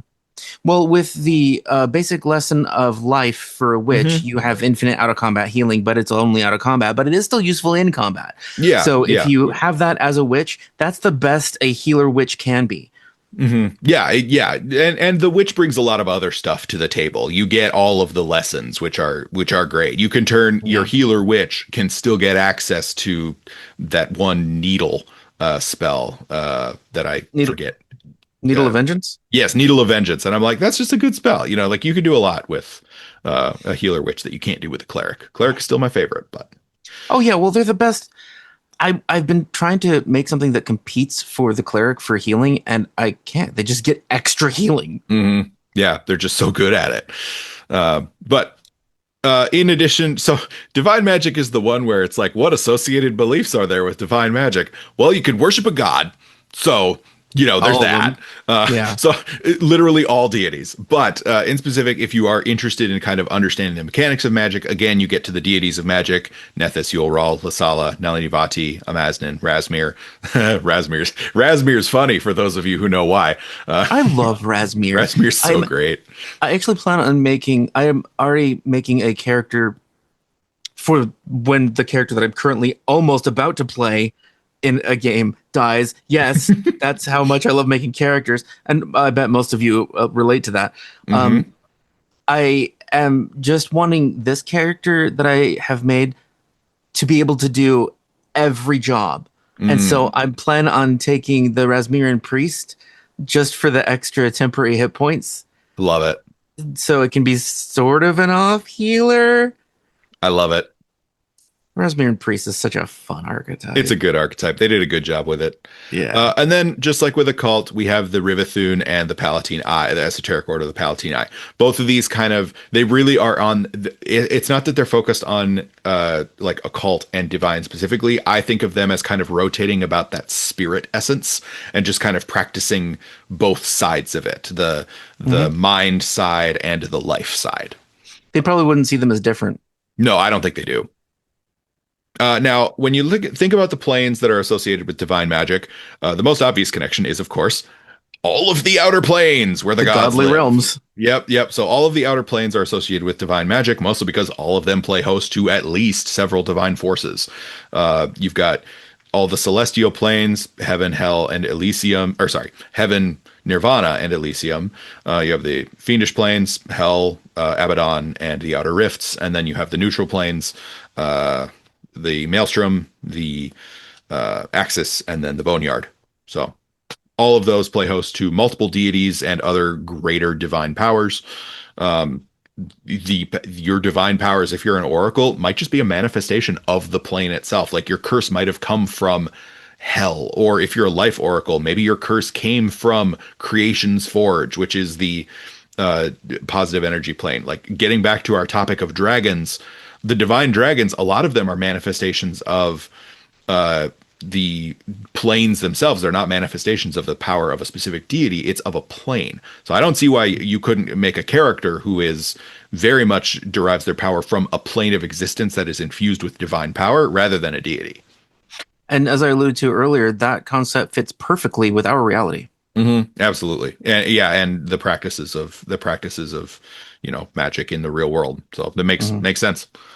In terms of centers of learning for divine magic, obviously any religious temple and most philosophical temples in the setting. This is an amusing slide. Yeah, this one's funny because it's like, what divinities? All divinities. What planes? Most of them. It's just the way divine magic works. But Yeah. there are a couple specific ones. So I say most religious temples, but there is the Temple of the Ten Doors, which is a specific Nethesian temple that focuses on the study of magic, which makes sense. He is the god of magic. If there was one, it would be him. So, of course, he has one of the greatest centers of learning. I think this one is in, it's not in Osirian, it is in Nex. I think this one's in Nex, which makes sense. That's the mage nation. But then we also have Windsong Abbey, which are you at all familiar with Windsong Abbey, Jake? No, I was going to ask you. This place is cool. So in Varissia, there is this abbey that called Windsong Abbey that has. They basically set it up as like, hey, we have a lot of competing religions out there. All of the gods are provably real because we can do magic when we pray to them. Let's all sit down and work together and see what understandings we can come to about the truths of the universe when we combine the teachings of all our deities. So deities or followers of all core 20 deities except Lamashtu and Rovagug, because they would just burn the place down, they all live here and they all work together and they all try to figure out the hidden truths within all of their various mythologies. It Wow. is so cool. And you want to know the really cool thing that they did. All of the creation myths that we, the Pathfinder community, have gotten have been titled the Windsong Testaments. They're Oh, in-universe reports that come from this abbey. neat. It's so cool. So like the battle with Rovagug, the story of creation, the betrayal of Ehis by his brother Asmodeus, like all of these stories were written down in universe by people who were here because they combined all of their teachings from their various religious texts and parables and they figured it out. It reminds me of something that happened in the real world in the mid 1900s. Gardnerian Wiccans and a lot of other witches and Wiccans got together to form a council of witchcraft. Mhm. And they began discussing what was real and what were laws that they should follow. And there was so much arguing that the phrase bitchcraft was coined. I love it. Oh, there's plenty of arguing at Windsong Abbey. There's a reason it is a dungeon in one adventure path. It's Wow. things go south for a while there. I can see that with the whole bitchcraft thing. There's going to be conflict. It was an interesting. It's a very cool place. I like what they did with it. But now we are leaving the world of the metaphysical and getting back to the grounded reality of the physical. We are now talking primal magic, which is combining life. So again, we're going around that circle. We are leaving spirit behind and getting back to the world of matter. We still have life, but now we're combining it with matter for primal magic. The faith in the physical. We're not studying the physical like we were with Arcane. We are having faith in it, in these systems that are greater than us, that surround us, but that define the physical world. I gotta say that in our reality, primal magic and divine magic are the same thing to most practitioners of magic. Funnily enough, they are in first edition. Yeah, okay. First edition does not. Druids are divine casters. Oh, whoa. Mm-hmm. Okay. Yeah, no, that makes sense. Mm-hmm. It just feels wrong now. It because feels of weird. Pathfinder Yeah, it 2. feels weird now that we have the Force I'm like, system. what? No, of Uh, course they're not. Yeah, no, they are divine casters. Yep. So the features of primal magic. So primal magic is intensely cyclical. There are the cycles of nature that are studied and understood within the context of primal magic. You attune to the cycles of the world around you, and let that cyclical power flow through you in order to channel your magic. Primal casters try not to break these systems; they try to bend them to to achieve the result that they want. The manipulation of, for example, a thermal cycle might allow you to raise the temperature in an area. The manipulation of a water cycle might let you bring down a rain. It is better not to go to a desert and summon a rainstorm. It's going to be really hard, and you're going to mess with stuff that you do not understand. And this is probably the most basic Wicca. It's an earth religion. It's based on working with the systems and cycles and asking for what you need and trying to really just align yourself with what already exists. There's a lot of spiritual transformation in Wicca, even though Wicca doesn't need gods. The magical practices require that you uh, start to merge yourself with whatever your source of magic is. And for base Wicca, it's nature. Hmm. And that, yeah, that's exactly what we're getting to here. So one of the interesting things is that there are two specific caster classes, or excuse me, two specific casters for primal magic. Those are the druid and the kineticist. And when you think of kind of like the sources of inspiration for the druid and the kineticist, the druid is very clearly your standard D&D druid. You live in harmony with nature. You kind of do this, you do the whole cycle thing. You are kind of a guardian of the natural world. Generally speaking, you can play your character. That's the source of inspiration. The kineticist, on the other hand, is very clearly Avatar: The Last Airbender. Like Yeah. there are other sources of inspiration, but if you're describing a kineticist to somebody, you say you're the Avatar.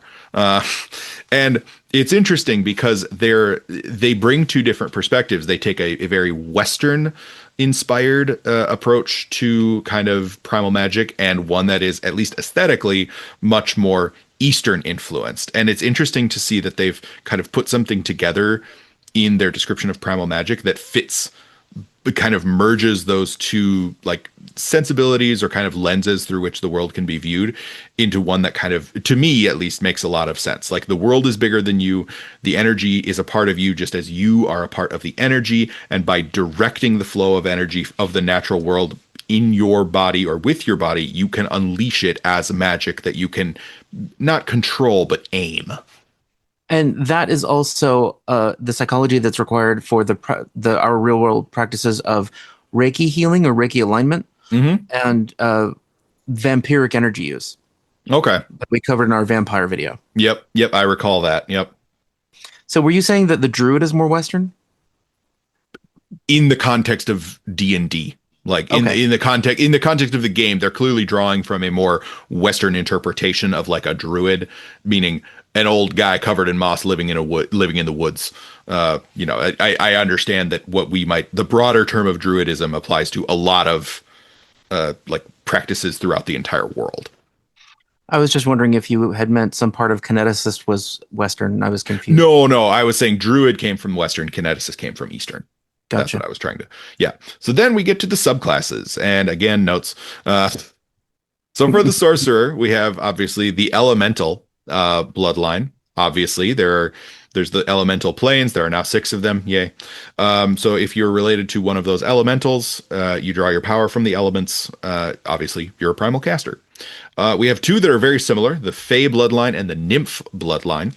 Both of these are very similar. They give you access to some primal magic, but also both tie in some fey tricksteryness. So some illusions, some enchantments. Personally, I think the nymph is very slightly better, but they're so similar. They're both pretty cool. And then we have the Phoenix bloodline. Phoenix bloodline is, if I remember right, it's from Fist of the Ruby Phoenix. It's kind of something you can achieve by befriending Hao Jin, the Ruby Phoenix herself. It is basically primal casting with some cool. It's fire casting, but with cool healing stuff tacked on. Yeah. It's really cool. I like that bloodline a lot. I do too. I like it better than Fey or Nymph, but if I chose sorcerer, it would be Hag because I love their focus spell. It's pretty good. Yeah, Jealous Hex is amazing. But then we get to the witches. There are a lot of primal witches. Well, it makes sense. It It's all makes about sense. I'm just nature. surprised.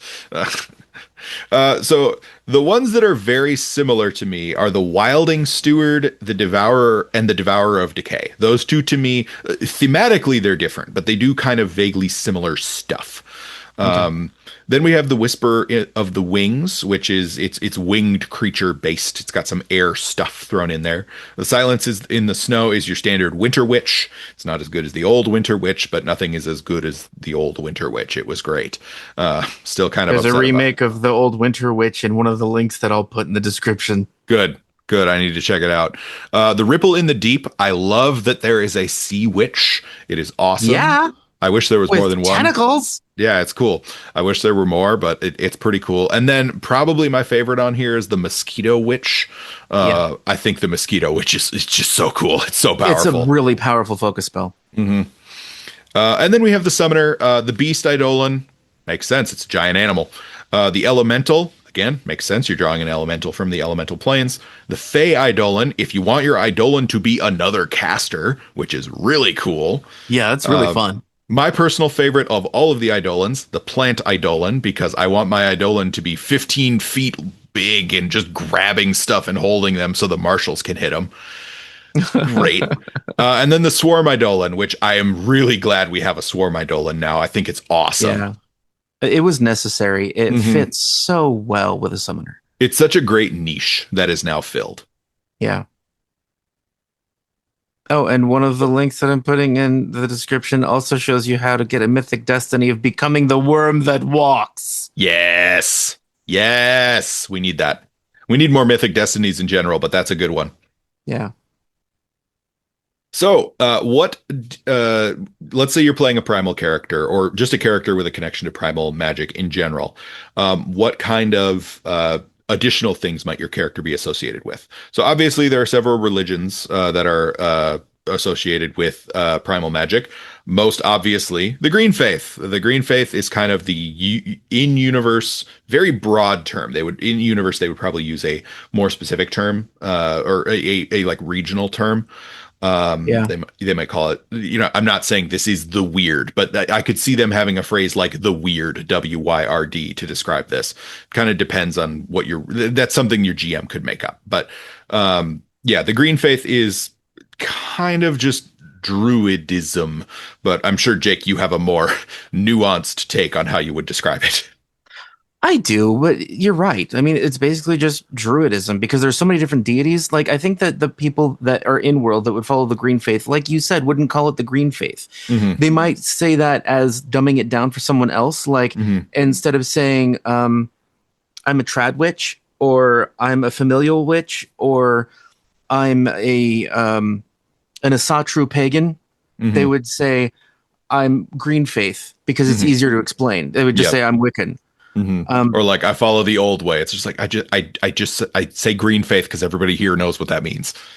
Right. And so it's like saying Wicca in our world if you follow a specific subset of Wicca. So I think that the people that follow the Green Faith would have their own explanations for it. Like, I'm mostly a fruit and flower mage. There you go. Something like that. Yeah. It's like when I'm describing my musical taste, it's like, I'm a metalhead. I don't need to get into the fact that I like power metal with speed metal influences. No one knows what that means. Right. And I might say I follow the Green Man because it's just sort of a general, I follow nature and deities and I like oak trees. They're cool. There you go. Got it. So in addition to the Green Faith, we have several other options. The Rivathun are back, because of course they are, because I love the Rivathun. They're everywhere. They love nature spirits just like they love all other kinds of spirits, so they're pretty cool with that. We have, of course, nature-themed deities. Most famously, Gozra, the wind, the kind of bi-gender wind in the waves. The wind is Gozra, is he, the wind, the storm, and the waves is, she who carries the tides. I really like Gozra. Gozra follows the elemental and gender correspondences that Wicca follows. Yes, and it actually doesn't it follow like a couple other, like a lot of like ancient, especially Near Eastern religions have like the Sky Father and like the Ocean Mother. Sometimes it's the Earth Mother. Yeah, and native practices in America too. Yeah, it's very common theme all across. Yeah. There are many others. One that I want to highlight is Heifeng. Heifeng is the thunder god. He's the thunder and lightning god in the Tian mythology. He's also a Tengu. Wait, isn't that pronounced Fang? I think well, you could pronounce it Feng. When I saw it most recently, it was pronounced Feng by the author, and she said like feng shui. Okay. So, but I don't think there's a wrong way. I met a dentist who spelled her name that way, and she said her name was Dr. Fang. Well, it might be, and it might be because they're from different regions, maybe, Oh, I didn't think of that. Yeah, that's possible. So I'm sure in universe, Heifeng has many different local regional pronunciations. I'm sorry I But interrupted. I really wasn't just trying to say, actually. it's a good question. Again, I don't know if my pronunciation is right either, but Heifeng is awesome. He's a drunken brute, but he also loves music and partying, and is like super nice when he's in a good mood. But then he gets in a temper, and he's a thunderstorm. God, talk about a Tanuki god. He's great. He has his four buddies, who have all they're the dukes of, hang on, wind, rain, thunder, and lightning. The four counts. That's what it is. And they've all sworn this oath to one another. It's like the everlasting oath of undying friendship. And I want to play a party that is these four guys. Like Yeah. they're super cool. He also is Heifeng is a terrible husband and is the only god that I know of that is divorced. Uh,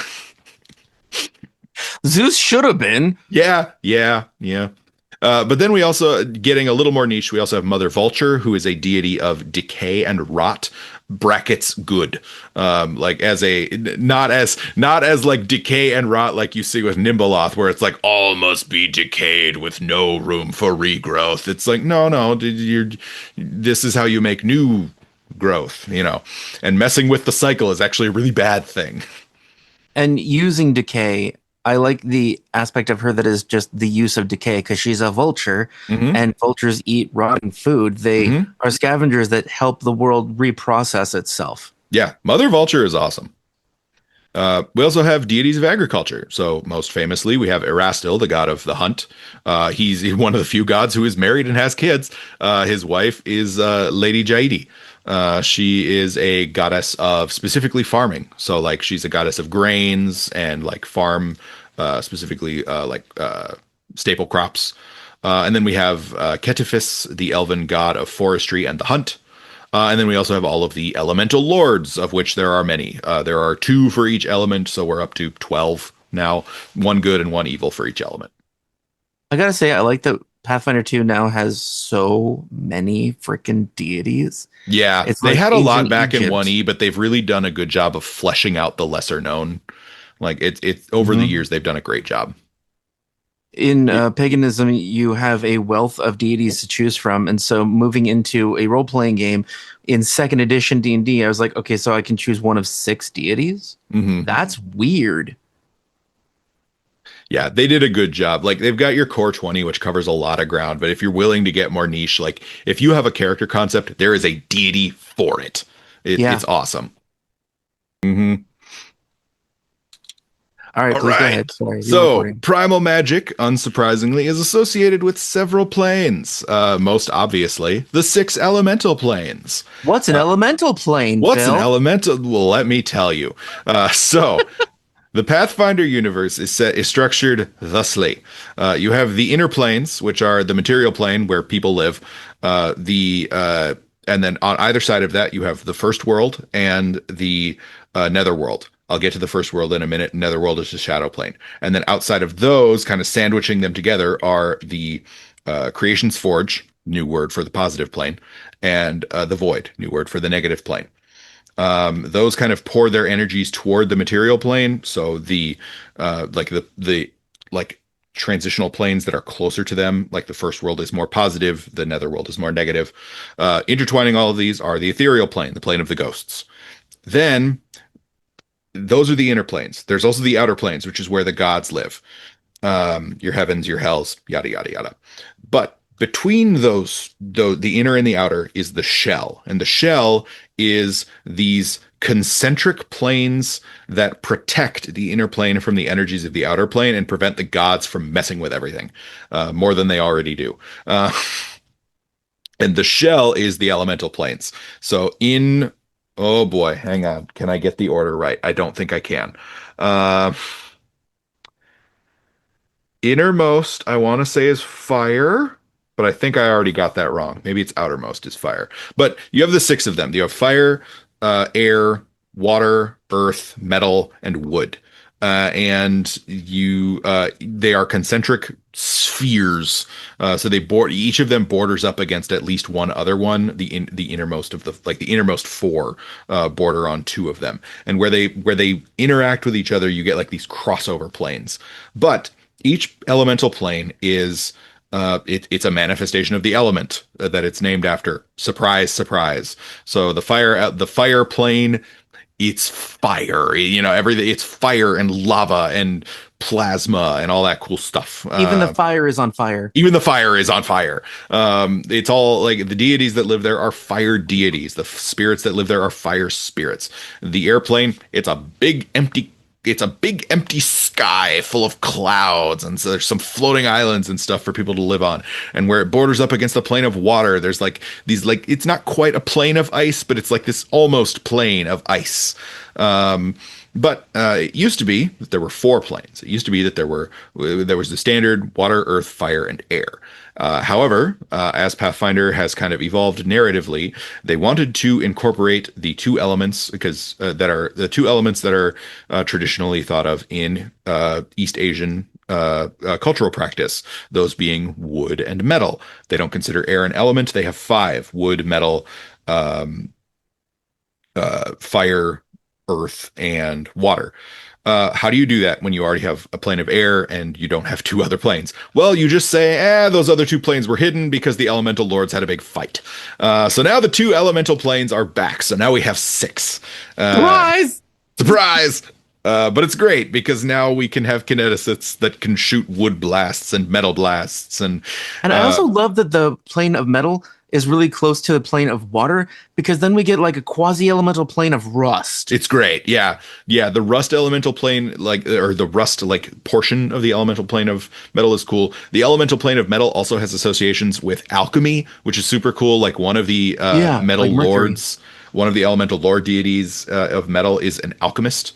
It's super cool. It's fun stuff. Also, the metal genies have their own culture. They have their own form of music, which is specifically described as discordant and loud. And I'm like, yes, we have heavy metal in universe. It exists. We have electricity and manipulatable electricity in Ustalav. We are not far away from power metal bands in universe.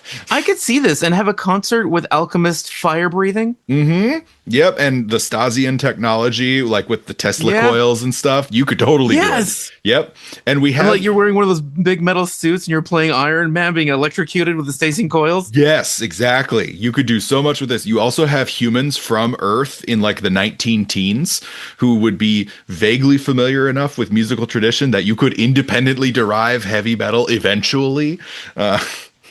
They're up in Irison. It's great. I had not thought along that line. That's fun. Mm-hmm. Yeah, it's great. Now, in addition to the six elemental planes, you also have the first world, which is it's the world of the Fae.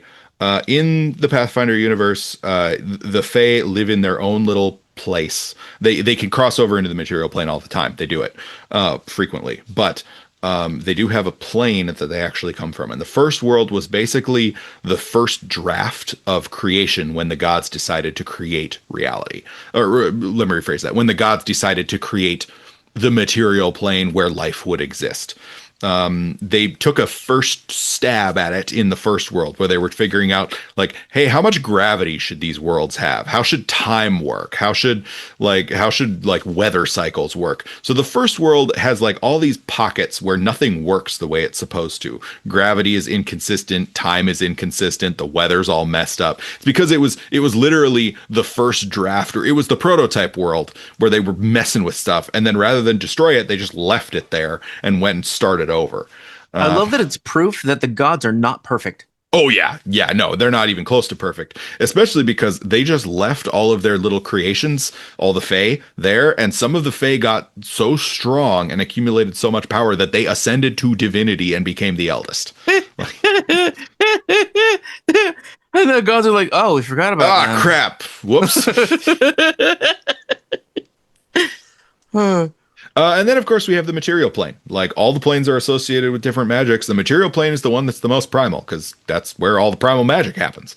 If one magic were to be defined if there was only one magic available on the material plane, it would be primal magic. Yeah. If there was only one that the plane could manifest, it would be that one. It seems like that's the place that primal magic originated, and all the other magics originate from somewhere else. Yeah, it seems like it.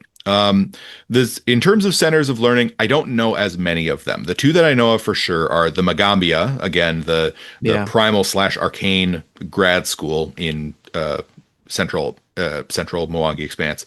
But then we also have the Verduran Forest, which is the biggest forest in Avestan. It used to be a lot bigger. The way to think about this is like it is the Druid kingdom. There's not really a kingdom. The Druid nation in Avestan. It is this ancient forest that has existed since before anybody can remember. It used to cross all of like southern Avestan, and it has been slowly logged away over the centuries. A good analog is the Mirkwood from Lord of the Rings, or the Fangorn Forest from Lord of the Rings. Okay. So the Verduran Forest is only a center of learning in that druids live there? Well, there is a yes, but there is actually like a conclave of druids that meets all the time. They're like regular. There are like annual meetings. I think it's called. No, it's not the Torrent Moot. It's a different kind of moot. But there's a moot there that happens like every year or every couple years, and it is considered one of the greatest druidic moots in all of Avestan. Like this is where you go to like exchange practices, discuss druidism, discuss broader topics related to primal magic. It is, it is because druids live there, but it's also a place where like the primal magic is strong. There's lots of ley lines that connect here. Like the Verduran Forest is connected to the plane of wood.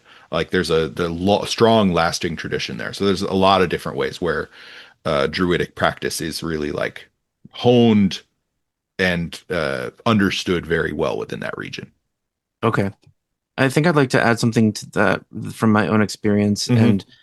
And please, everyone, take this as just a suggestion and what I would do. Um, because I've spent time in a lot of different Wiccan circles, general pagan circles, and also with Arnriach Fane and Obod. Arnriach Fane and Obod are druids. The Wiccans and pagans are generally Wiccan. So they're different sets of faiths.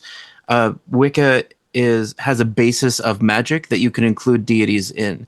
Druid has a basis of deities and spirituality that you can include magic in. So I would see that the Verduran Forest druids are more scholarly, more mature, and more, I suppose, worldly in their selections of what they believe in and practice Mm-hmm. than somebody who is an arcane caster or an occult caster. Like the Verduran Forest people would be like the wise old arcane like sages Mm. of primal magic. Yeah, I could definitely see that. That would make a ton of sense. Have you read what's the nature campaign? Hang on. It's Wardens of Wildwood. Have you had a chance to read that one yet? Oh, only bits and pieces and all the player facing stuff. I didn't read the whole thing. Yeah, because that is set in the Verduran Forest. It is the Verduran Forest campaign. All right, So cool. if you like primal magic, that's a good one to check out. I think Spore War is slightly better, but they're both Spore War is better, but Wardens of Wildwood definitely has its strong points. I think that Spore War, I liked how much magical weirdness there was, Mm-hmm. and the Wardens seem much more grounded, martial, and elvish. Well, Spore War should be more elvish because it's set in Keonan, but Okay. the other one is more fey. Wardens of Wildwood is more feyish, kind of. Okay. So now we're getting away. So we've now covered all the magical traditions, and we are actually going to move away a little bit and talk about all of the other not official, so to speak, magical theories that exist on Galarian. So obviously, on Galarian, there's a lot of debate about how all of this stuff works. And over the many, many, many millennia of Galarian's existence, there have been a lot of different magical theories to kind of frame an understanding of magic that maybe does or doesn't fall within like the four traditions, takes advantage of some essences, doesn't really talk about others. So we're going to kind of talk about some of those here. The one that I am most familiar with, unsurprisingly for anybody who's seen anything about my channel, is Thessalonian rune magic. No So way. I know it's amazing. Um, so Thessalonian rune magic is a theory of specifically arcane magic. Technically, it applies to all magic, but it was practiced by arcane practitioners. Um, Basically, Old Lord Zin, ancient wizard guy, really smart, decided, wait a minute, every time we cast magic, these little runes appear, these symbols in a language that we don't understand. What if I studied those? And somehow no one before him had thought about this. To be fair, this was a long time ago. But he was like, wait, if we learn to read these, maybe we could figure something out. And he basically like went around and studied magic outside of ancient Aslant, which is where he grew up. It's kind of the Atlantis analog. And he figured out like, wait a minute, the elves know really important stuff about magic. The Varisians, the Shoanti, like they all do it differently than us, but their magic is still working. And he kind of started to piece together this language of magic, kind of the way the runes work. They work as kind of like a source code that you can work through and kind of directly program your spells. Historically, this was the excuse for why there are 8 schools of magic. Like Zin had actually, back in first edition, Zin had stumbled upon a actual mechanical thing that underlied or that like really underpinned all of reality. All magic fell into the 8 schools of magic. We have moved beyond the open gaming license in the post remaster era. So now we no longer have the 8 schools of magic. However, the runes still work. The runes are still a thing within the universe. They just no longer reflect a really firm 8 schools of magic delineation. There are disadvantages to using the runes. All the runes are associated with specific corruptions. He uses the word sins. It's not necessarily religious, it's more demonic corruptions. Like in the context of Pathfinder, like actual demons, the capital D demons, not evil spirits associated with religion. So like the rune of enchantment makes you very prone to fall to the sin of lust. The rune of illusion makes you very prone to the sin of pride. And that's one of the reasons that rune magic, as it was practiced in the olden days, kind of fell apart, is because all of the casters became so corrupted that their empire basically fell to corruption. It's a very like classic tragedy style story. But the modern practices are emphasizing like, no, it's not just sins, it's not just virtues. It's a mix that you can like choose to emphasize or not emphasize. And yeah, it's interesting. I like what they did with it. I can totally see the runes being used to still delineate specific powers of magic without Mm-hmm. calling them schools. It seems perfectly fine to me to still say, this one means bones. Yeah, exactly. And yeah, and really the schools of magic were only the 8 core runes, or excuse, the 7 core runes, because technically the 8th one never existed, yada yada yada. But if you want those, check out my little logo that I use for my avatar. It's got all 7 of them plus the unifying Sihedron. But we also, another one that is very fun is shadow casting. So, what is shadow casting? Shadow casting is using the power of shadows and specifically the power of the netherworld to strengthen your connection to the concept of darkness and give you greater power over it. You basically give up your ability to cast light spells and your connection to light in general to varying degrees in order to gain greater control over shadows and powers associated with shadows. So some things associated with void, some things associated with cold. But you basically channel the power of the netherworld, which is the new word for the plane of shadow, which is the plane between the material plane and the void. And you get the ability to manipulate perception. You get the ability to obscure yourself, see through shadows, hide in shadows as though you had greater cover, etc., etc. In the old first edition stuff, shadow was busted as all hell because you could cast shadow evocation, shadow conjuration, Oh, or that, yeah. yeah, you could. The shadow oracle was one of the most busted working as intended builds in the game. I'm not counting the Painter Wizard because that was not working as intended. The Shadow Oracle was working as intended, and you were a spontaneous caster that had access to basically a third of the spell list at any time. It was very strong. But yeah, related to this, we have the Shadowcaster archetype, but we also have the Shadow Dancer archetype for those of you martials out there who might want to add a little shadow magic without having to deal with any spell casting. I did forget to mention that Thessalonian Rune Magic also has the Rune Lord archetype in Rival Academies. Good stuff. Which we covered and is a We lot did of fun. cover in depth. Yeah. A goofier one that we don't have an archetype for yet, but I'm hoping we get someday. Electrothaumaturgy and Aromantic Infundibulum. I had to practice those words. Great word. Yes, yes. So what is this? We don't know.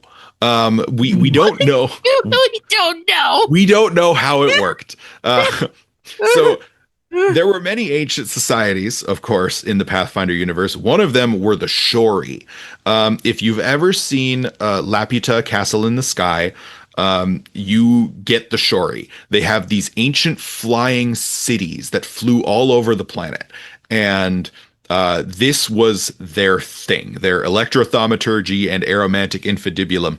This was the thing that powered it all. They used Aeon Stones as batteries. Again, we don't really have a mechanic representing what that looks like. And then they also had very advanced clockwork. They are the source, the Shori are the source of the automatons. The automaton race came from the Shori. This was their attempt at like life preservation, was putting their souls into these little cores that now exist in the center of the automaton bodies. That's a lot of fun. It's super and that's cool. Also one of the theories about real world Atlantis, that they were like these people.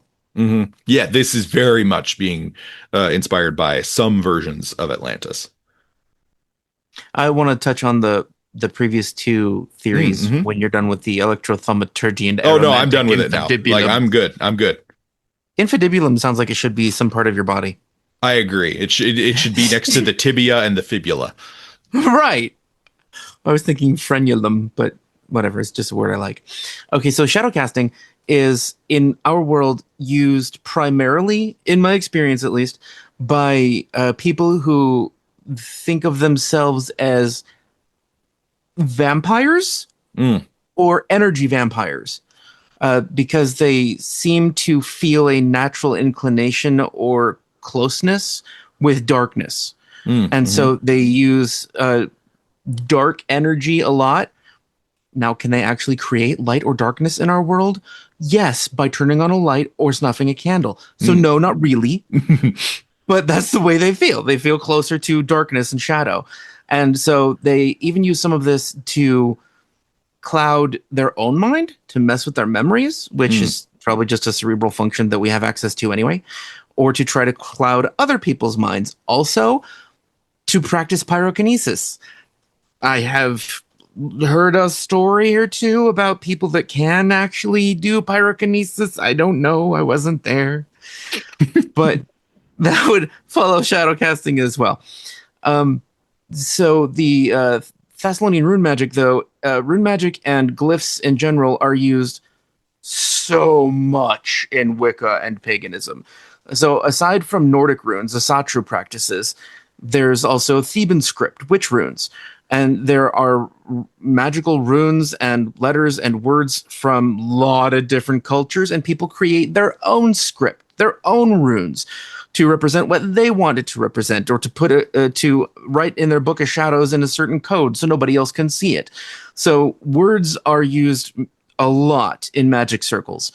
And the shadow casting I find interesting because I don't really know of anyone who practices shadow work and actually means shadow magic.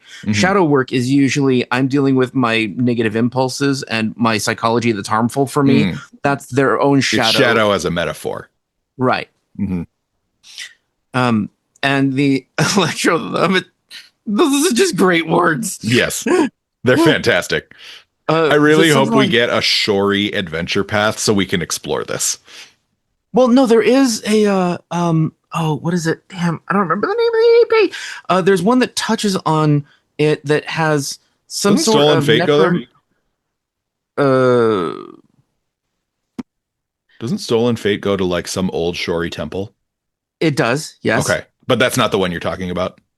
No, Okay. it's one that came out more recently. I forget the name of it, but it involves necromancy and machines that help you do necromancy. Oh, cool. Oh God, what is it? Is Oh it Bloodlords? no, it's not Oh, okay. Bloodlords. I don't remember. I'll It's have not to. Outlaws of Alkenstar. That has some No, it's not Elves of okay. Alkenstar. You said I'll have to machinery. put in the I had description. to think about it at least. Man, what is that? Anyway, so I know that they have, but my point was just that in that AP, they barely touch on it. So yeah, Oh, we okay. still need more. Yeah, we need more. I want my Castle in the Sky adventure path. I think that would be awesome.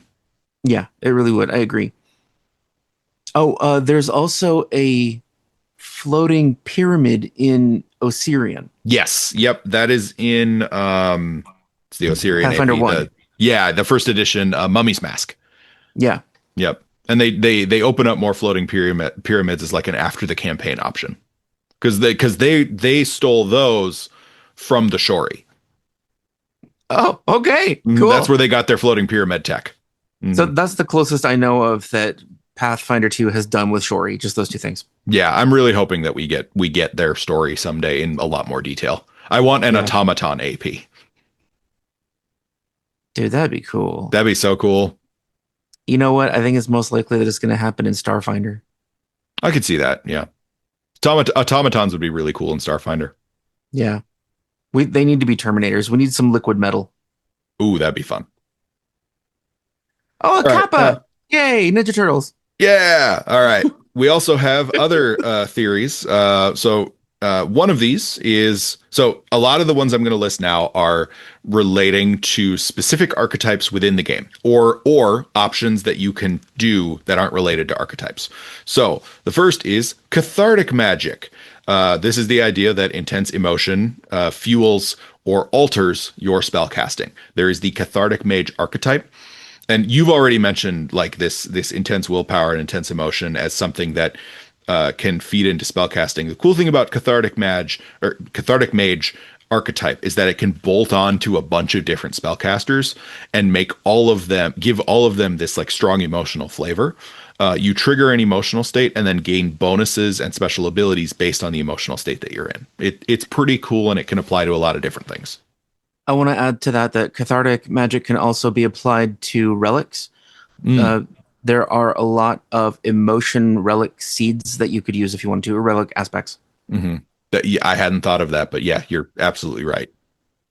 The next one is elementalism. So, this is the idea that you can be a primal or arcane caster. So, this is very related to the matter essence, who focuses specifically on how the six elements or whatever your element system that you like exist within, or like your philosophy exists within, how those elements kind of interact with the world and kind of the cycle that it builds within you. So you gain access to a different spell list, which is basically just like a subset of the primal and arcane spell list that's just the elemental aligned spells.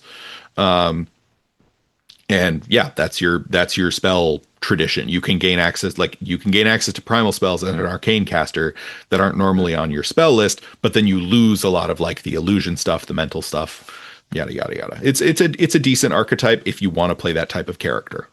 Yeah, but you really have to want to play that type of character. It's Oh only yeah. for that. Yep. Yeah, it's what if my spellcaster had a lot of the limitations that the kineticist had without a Yeah. lot of the benefits. Hmm. Yeah, it's a spellcasting kineticist. You're right. Basically, yeah. Yep. Then we get geomancy. This one it was hard for me to kind of get a grip on. It's Um, weird. it's weird. Yeah, you're kind of like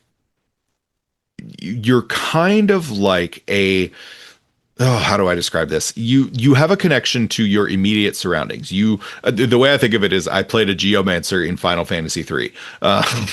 You can do magical effects that are related to your immediate environment. You attune yourself to the stuff that's around you, and then you get the ability to manipulate it. So if you're on the ocean, you can do stuff related to waves. If you're in the woods, you can do stuff related to trees. If you're in the desert, you can do stuff related to heat and sand. It's kind of like making any applicable spellcaster into a very localized druid. And you really need to talk with your GM before you choose geomancy, because Oh yeah. what your abilities are depends strongly upon the terrain. 100%. Yeah. It can be super fun if everybody in the party is cool with it. Because otherwise it's going to be a bit of a pain, and you are either going to be really strong or really weak. Most often Yeah. really weak. Yeah, you'll lose your actions too. Yep. Then we have true naming. Anyone who has read a lot of fantasy novels, you've heard this before. You hear a character's name, or you understand a character's true name, not their given name, but their true name that perfectly encapsulates who they are and what they do. And you gain a level of control over that person. It might be like true control, but it also might just be you can compel specific behaviors or cause pain, or et cetera, et cetera. And it can be used in fiction. It is often used like, I know the name of this broader concept and I gain power over it. A good example is the Aragon books. You learn Brisingar, the word for fire. You can cast fire magic. If you do the name of the wind, and if you've read the name of the wind and you know the name of the wind, you can control the wind to do things for you, assuming you can remember the name. But like this is a lot more specific. It's the names of specific people within the context of Pathfinder. The broader idea of true naming does exist within the fiction, but it has never been described in the mechanics in second edition. There was an idea that kind of played with it in first edition, but it wasn't super fleshed out. Interesting. I didn't know that there wasn't much detail to it at all. There's very little. Yeah. It gets like a page and a half in Secrets of Magic. So Oh, I read that. I just didn't realize that's all there was. That's basically it. Back in first edition, there was a little bit more. I'm stretching a little bit because I'm kind of mixing it with my interpretation of the rules for building your own spells from first edition. I always viewed that through the lens of true naming, but that might also be because I view magic mostly through the lens of rune magic, which is very similar to true naming. So it is. And if you're familiar with the Illumians of 3.5 D&D, they had runes that were the magical syllables that created life. Exactly. Or if you've... Sorry, go ahead. No. Or if you've played Skyrim, the Draconic language, because that's how that worked. Oh, cool. I don't know anything about Skyrim. You know Vus, you can throw people with your voice, and then if you know Vus Ro, you can throw them further, and if you know Vus Ro Da, you can throw them all the way across the map. It's great. Funny every time. That does sound like fun. It's funny, yeah. Okay. And then, of course, the greatest of the theories, Razmir.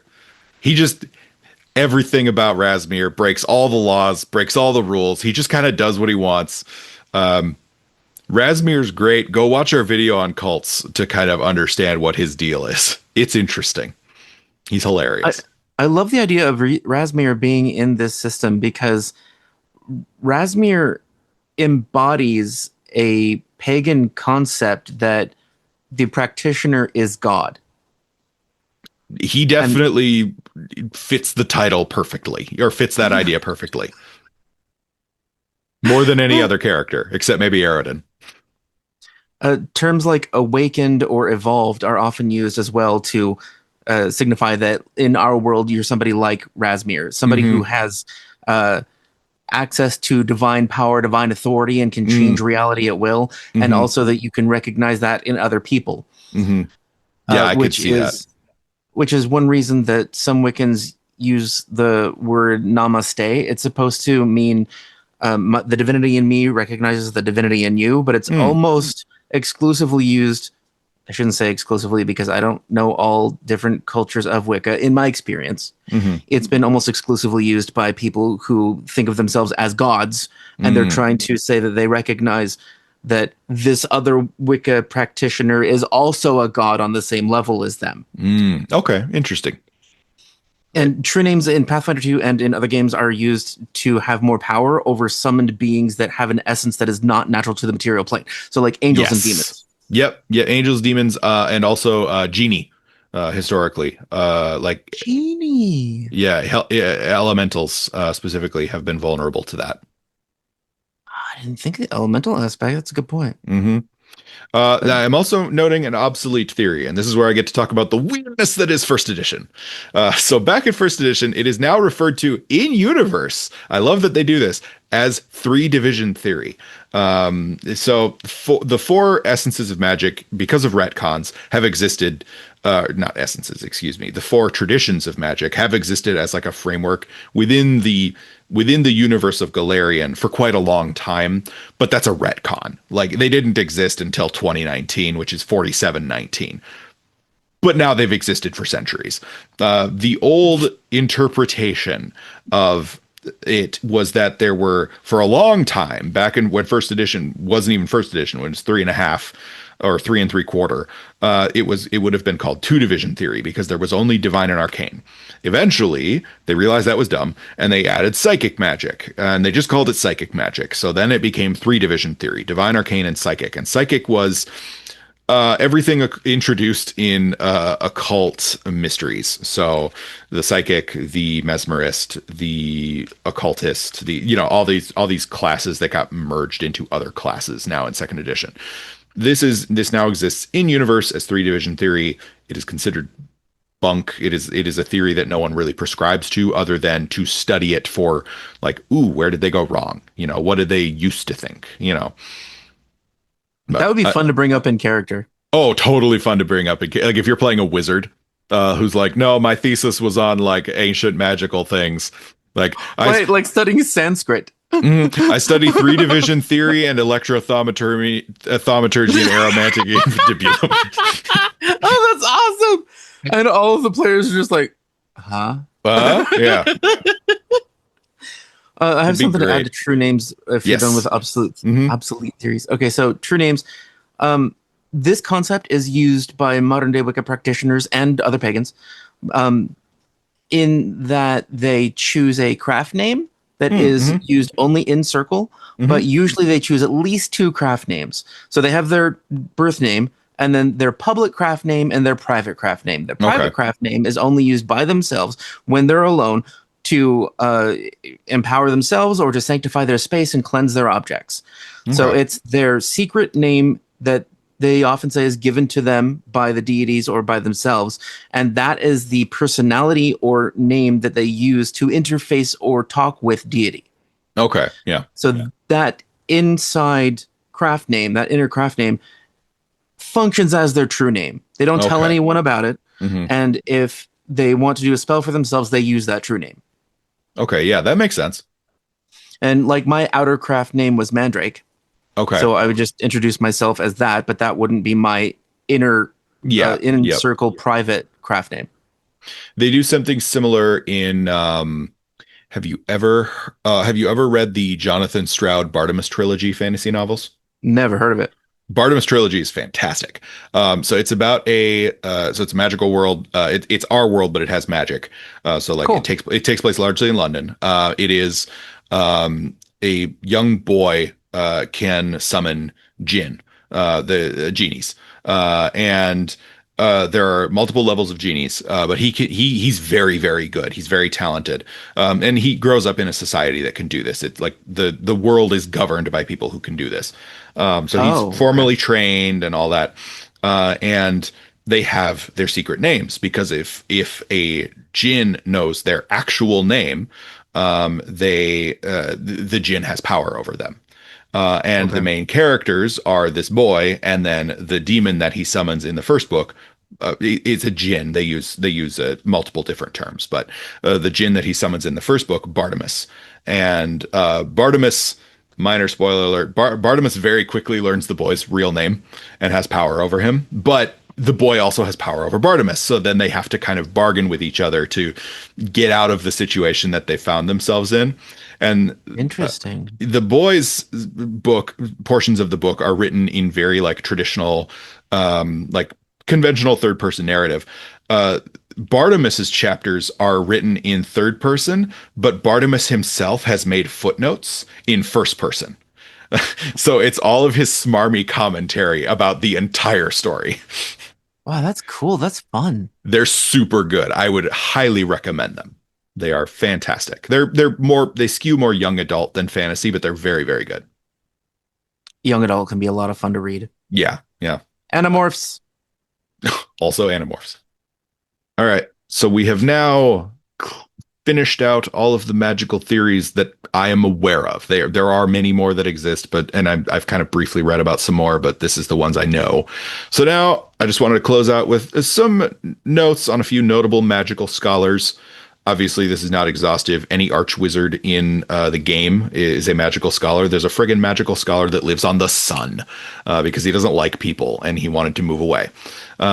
I don't know much about. So bright. Yeah, I don't know much about him other than that he's a wizard who moved to the sun. How much more do you really need to know? Yeah, true. So historically, there are several mages and archmages who are especially worthy of note. The most famous and most important of which I have noted here, Old Mage Jatembe. He's the one in the picture. So Old Mage Jatembe was the guy who founded magical scholarship after Earthfall, after society collapsed when a giant meteor basically sent everybody back to almost the Stone Age. The Age of Darkness showed up and magic basically died out as a practice.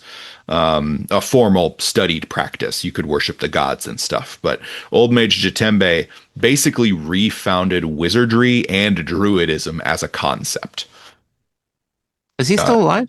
Yes, he is. He vanished, and he is not officially like recognized by anybody. Like no one knows where he is. He doesn't introduce himself as Old Mage Jatembe, but he is around. We have official artwork of him hanging out with Baba Yaga.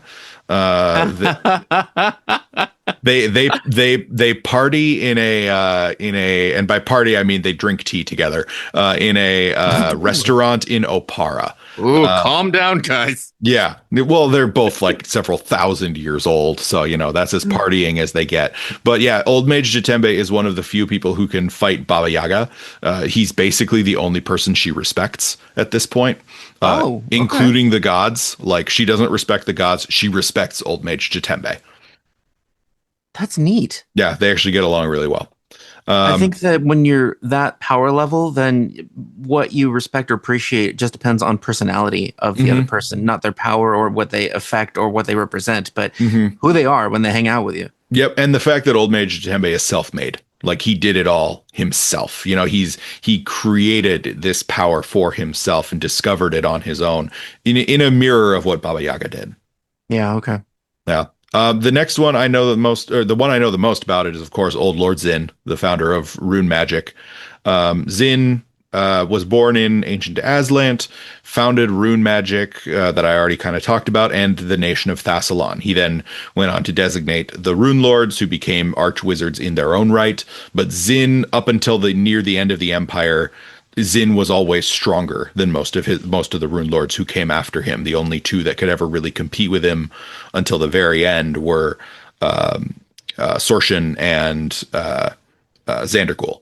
But Zin they were still scared of him. Like even after they had become mythic characters, they were still terrified of the idea that he might come back someday. That's how strong Zin was. If he had existed as a mechanical threat after the concept of mythic had been introduced, I have no doubt that he would have been considered a mythic character.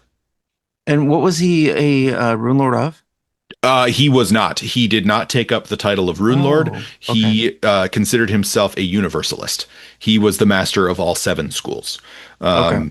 Whether or not he was truly a master is up for debate. Like whether or not he truly was as expert as any one of his pupils were in their specific school, it's unclear. He certainly wasn't after they had outlived him and studied more. But he considered himself the master of all. So I have the 7-pointed star that connects all of the lesser runes in my little thing. That was his symbol, the Sahedron. He used all magics. Except Your Lord Zin. I am. It was me the whole time. Mwahahaha. Sorshin is your favorite rune lord, right? Um, she's my favorite one that receives the spotlight. That doesn't necessarily mean she's my favorite if I were to account for like certain ones like, oh, this would be my favorite, but they have a paragraph about them. That paragraph is just so cool. You know, Okay. Sorshin is my favorite in terms of she's the most well written as a character and most Okay. interesting overall. But it's not, there's 42 of them and she has the most page space. Of course, yes, there are 42 of them, and she has the most page space. So like her and Xandergul are my two favorites, but it's because they lived the longest, you know. Oh, I see. So they Okay. lived the longest. They survived into the modern era. So of course they're kind of my favorites. Um, but then we have Nex, and Nex is considered historic, even though Nex may or may not be dead. So Nex and Geb, two arch wizards who founded nations that they named after themselves, Nex and And Geb. Geb is definitely dead. Well, Geb is definitely undead. He died at one point. He got better. Um, well, kind of. He's still depressed. He's not better. He's better, not good. Yeah. But Nex was kind of the like all arounder style magician. He was good at. He was really good with genies. He was really accomplished. He was a very accomplished like tactician, army leader. He's totally an alienist. I don't know what his whole deal is. He's got a lot going on. But Geb, meanwhile, was the necromancer, and they respected each other really like a lot. The kind of joke in the fandom is that they were boyfriends for a very long time, and then they had a really messy breakup because That actually makes more sense to me than I they were agree. friends and then they were pissed off at each other for I centuries. agree. I actually think I actually believe that fan theory, but the official version is that they could not, neither one of them could tolerate having an equal, and they had to prove themselves the better. And it escalated and escalated and escalated until they just went to war and I decided guess to I don't relate kill to each other. that pride being used to that extreme. Yeah. Whereas when people are in a relationship and then break up, there's extreme intensity in their hmm emotions. it makes way more sense to me that this is a breakup. Um, Yeah. but either way, the nations of Nex and Geb went to war, and this created the mana wastes because they kept throwing more and more horrible magic at each other, and eventually they irradiated an entire stretch of desert between their two nations that now separates them and keeps them from going to war. The war ended when Geb sent this magical fog that poisoned Nex's capital city of Quantium. And Nex was forced to flee into a little demi-plane that he had created for himself as like a safety bolt hole, a place that he could go to escape. And he never came back. And the assumption is that he died. Geb was at first very happy that he had finally won the war, and then he lost all meaning in his life because the thing that he had dedicated 800 years to, this massive war, was over, and he had nothing left. And he lost his boyfriend. He See, that lost his makes more sense boyfriend. too with the depression. Yep, I still, like I said, I think it was a breakup. But Geb then died, and he did not understand. It's implied that he killed himself. He dies, and he didn't realize. He's really upset with himself for this. He did not realize that he had accidentally died with like regret, and he became a ghost. And for a long time, he did not understand that he was a ghost. And he did not understand that he couldn't leave his palace. He had no memory of how he died or how he came back. Now it seems like he has come to terms with the fact that, oh, I'm a ghost and I can't leave my palace now. Crap.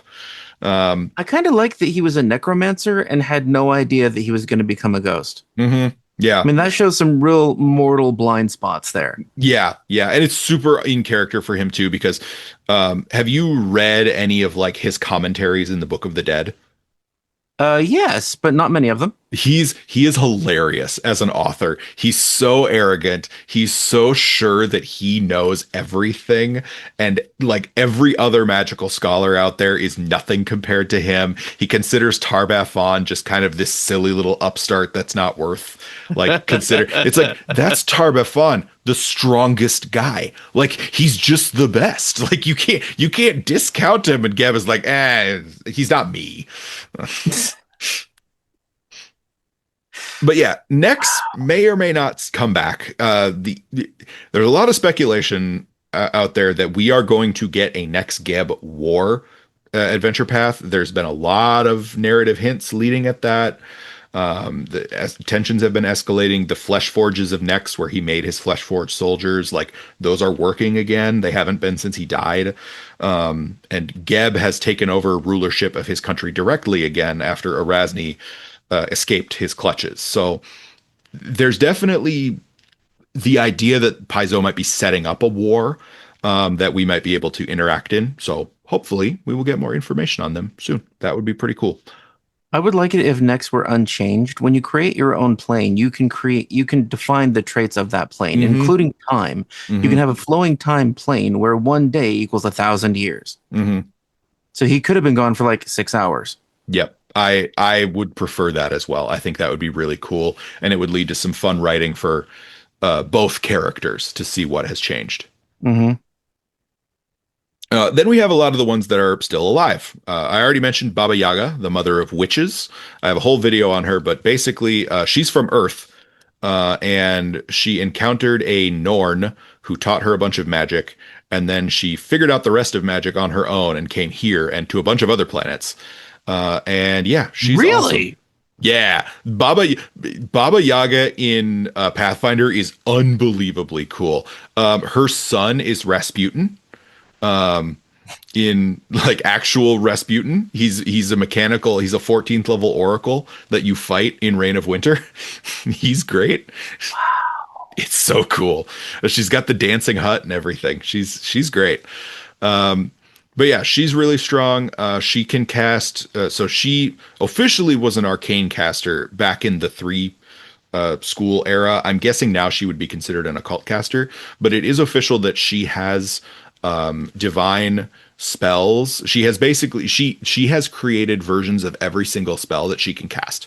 So she is not bound by traditional spell list. Okay, I like that better because in her stories, there's definite primal casting. Yeah, no, she can just do all of it. She Okay. figured out how to cast every single spell. That's how strong she is. I also already mentioned Ghost King Geb as kind of the counterpart to Nex. He is now a ghost. He's extraordinarily powerful. But then we have a few others. So Queen Sorshan is formerly the Rune Lord of Lust. She has given up the title of Rune Lord. She now rules over the nation of New Thassalon. I'm not going to get too much more into that because I don't want to spoil the new Revenge of the Rune Lords adventure path. But former Rune Lord of Lust, now considered kind of the premier arcane rune magic scholar on Galarian. We also have Hao Jin, the Ruby Phoenix. There are not a ton of characters from Tian Sha or outside of the Inner Sea region. That's the area I know best. Hao Jin is the most famous of the magical scholars in Tian Sha. She is a sorcerer, which makes her quite a bit different from most of these other characters. But she is cool for a number of reasons, not the least of which is she created a demiplane in which she can collect entire land masses, called her tapestry. So she has like captured entire villages that would have been wiped out by natural disasters or war. Oh, cool. Yeah, she's awesome. She's super. But now she's figuring out, oh no, these people have been trapped in a demiplane for centuries, and like I don't know how to take care of them. So now she's having to try to put them back and like be a responsible. She's responsible for all these people because like she's put a bunch of cultures in there that don't interact with each other. Typically, they have no context for how they're supposed to deal with each other. Oh, wow. It's a really good storyline. It's really cool. Dude, They I did could a lot do with stuff her. with that. What was that? I said, dude, I could do stuff with that. Oh yeah, they did a lot with her in PFS. So like a lot of Pathfinder Society scenarios actually take place. I think they take place in the tapestry, which is pretty cool. But then they also have done stuff with her in Fist of the Ruby Phoenix, obviously, and then back in 1E they had a module called Ruby Phoenix Tournament, which kind of touched on her a little bit too. You know, I just realized that that's like Ravenloft, the Domains of Dread. The land masses pulled from different areas of the world. Oh, you're right. I wasn't super familiar with Ravenloft, but those ring a bell. Yeah. And so there's like completely different cultures and countries that are trying to interact, and they don't even speak the language of each other. Mm-hmm. They might Yeah. learn like a common trade language, like with hand gestures or something. Oh, that's cool. Yeah, that's very similar then. Yeah. And then, of course, the king of the bad guys, Tar-Baphon, the Whispering Tyrant. He is the big bad for Pathfinder right now. There are characters who are stronger than he is, but they are very few and far between. I think I only know of one that has mechanical stats. But Tar-Baphon is the necromancer. He is the lich within the setting. If you've heard of characters like the Lich King or the Witch King of Angmar from Lord of the Rings, like Tar-Baphon is that. He is this super powerful necromancer, leads the Whispering Way. Kind of, it's a cult of necromancers. No formal leadership, but nobody would ever refuse what he says because he could just kill you. So, And we covered the Whispering Way in detail in cults as well. yes, we did them in cults. I also have a independent video on the Whispering Way that also got way out of hand. Surprise, surprise. But Tar-Baphon is awesome. He is by far the most accomplished necromancer in the setting. Nex is probably more academic, but Tar-Baphon is more, or excuse me, Geb is probably more academic. Tar-Baphon is more powerful, undoubtedly. But you'll never get those lessons out of him because one of the core tenets of the Whispering Way is that you do not write your stuff down. You only tell it to people via oral tradition. I still think that's stupid. Well, it's working for him, kind of. But then it's hard to improve anything. Yeah, but you do guarantee that you trust the people, at least to some extent, you know.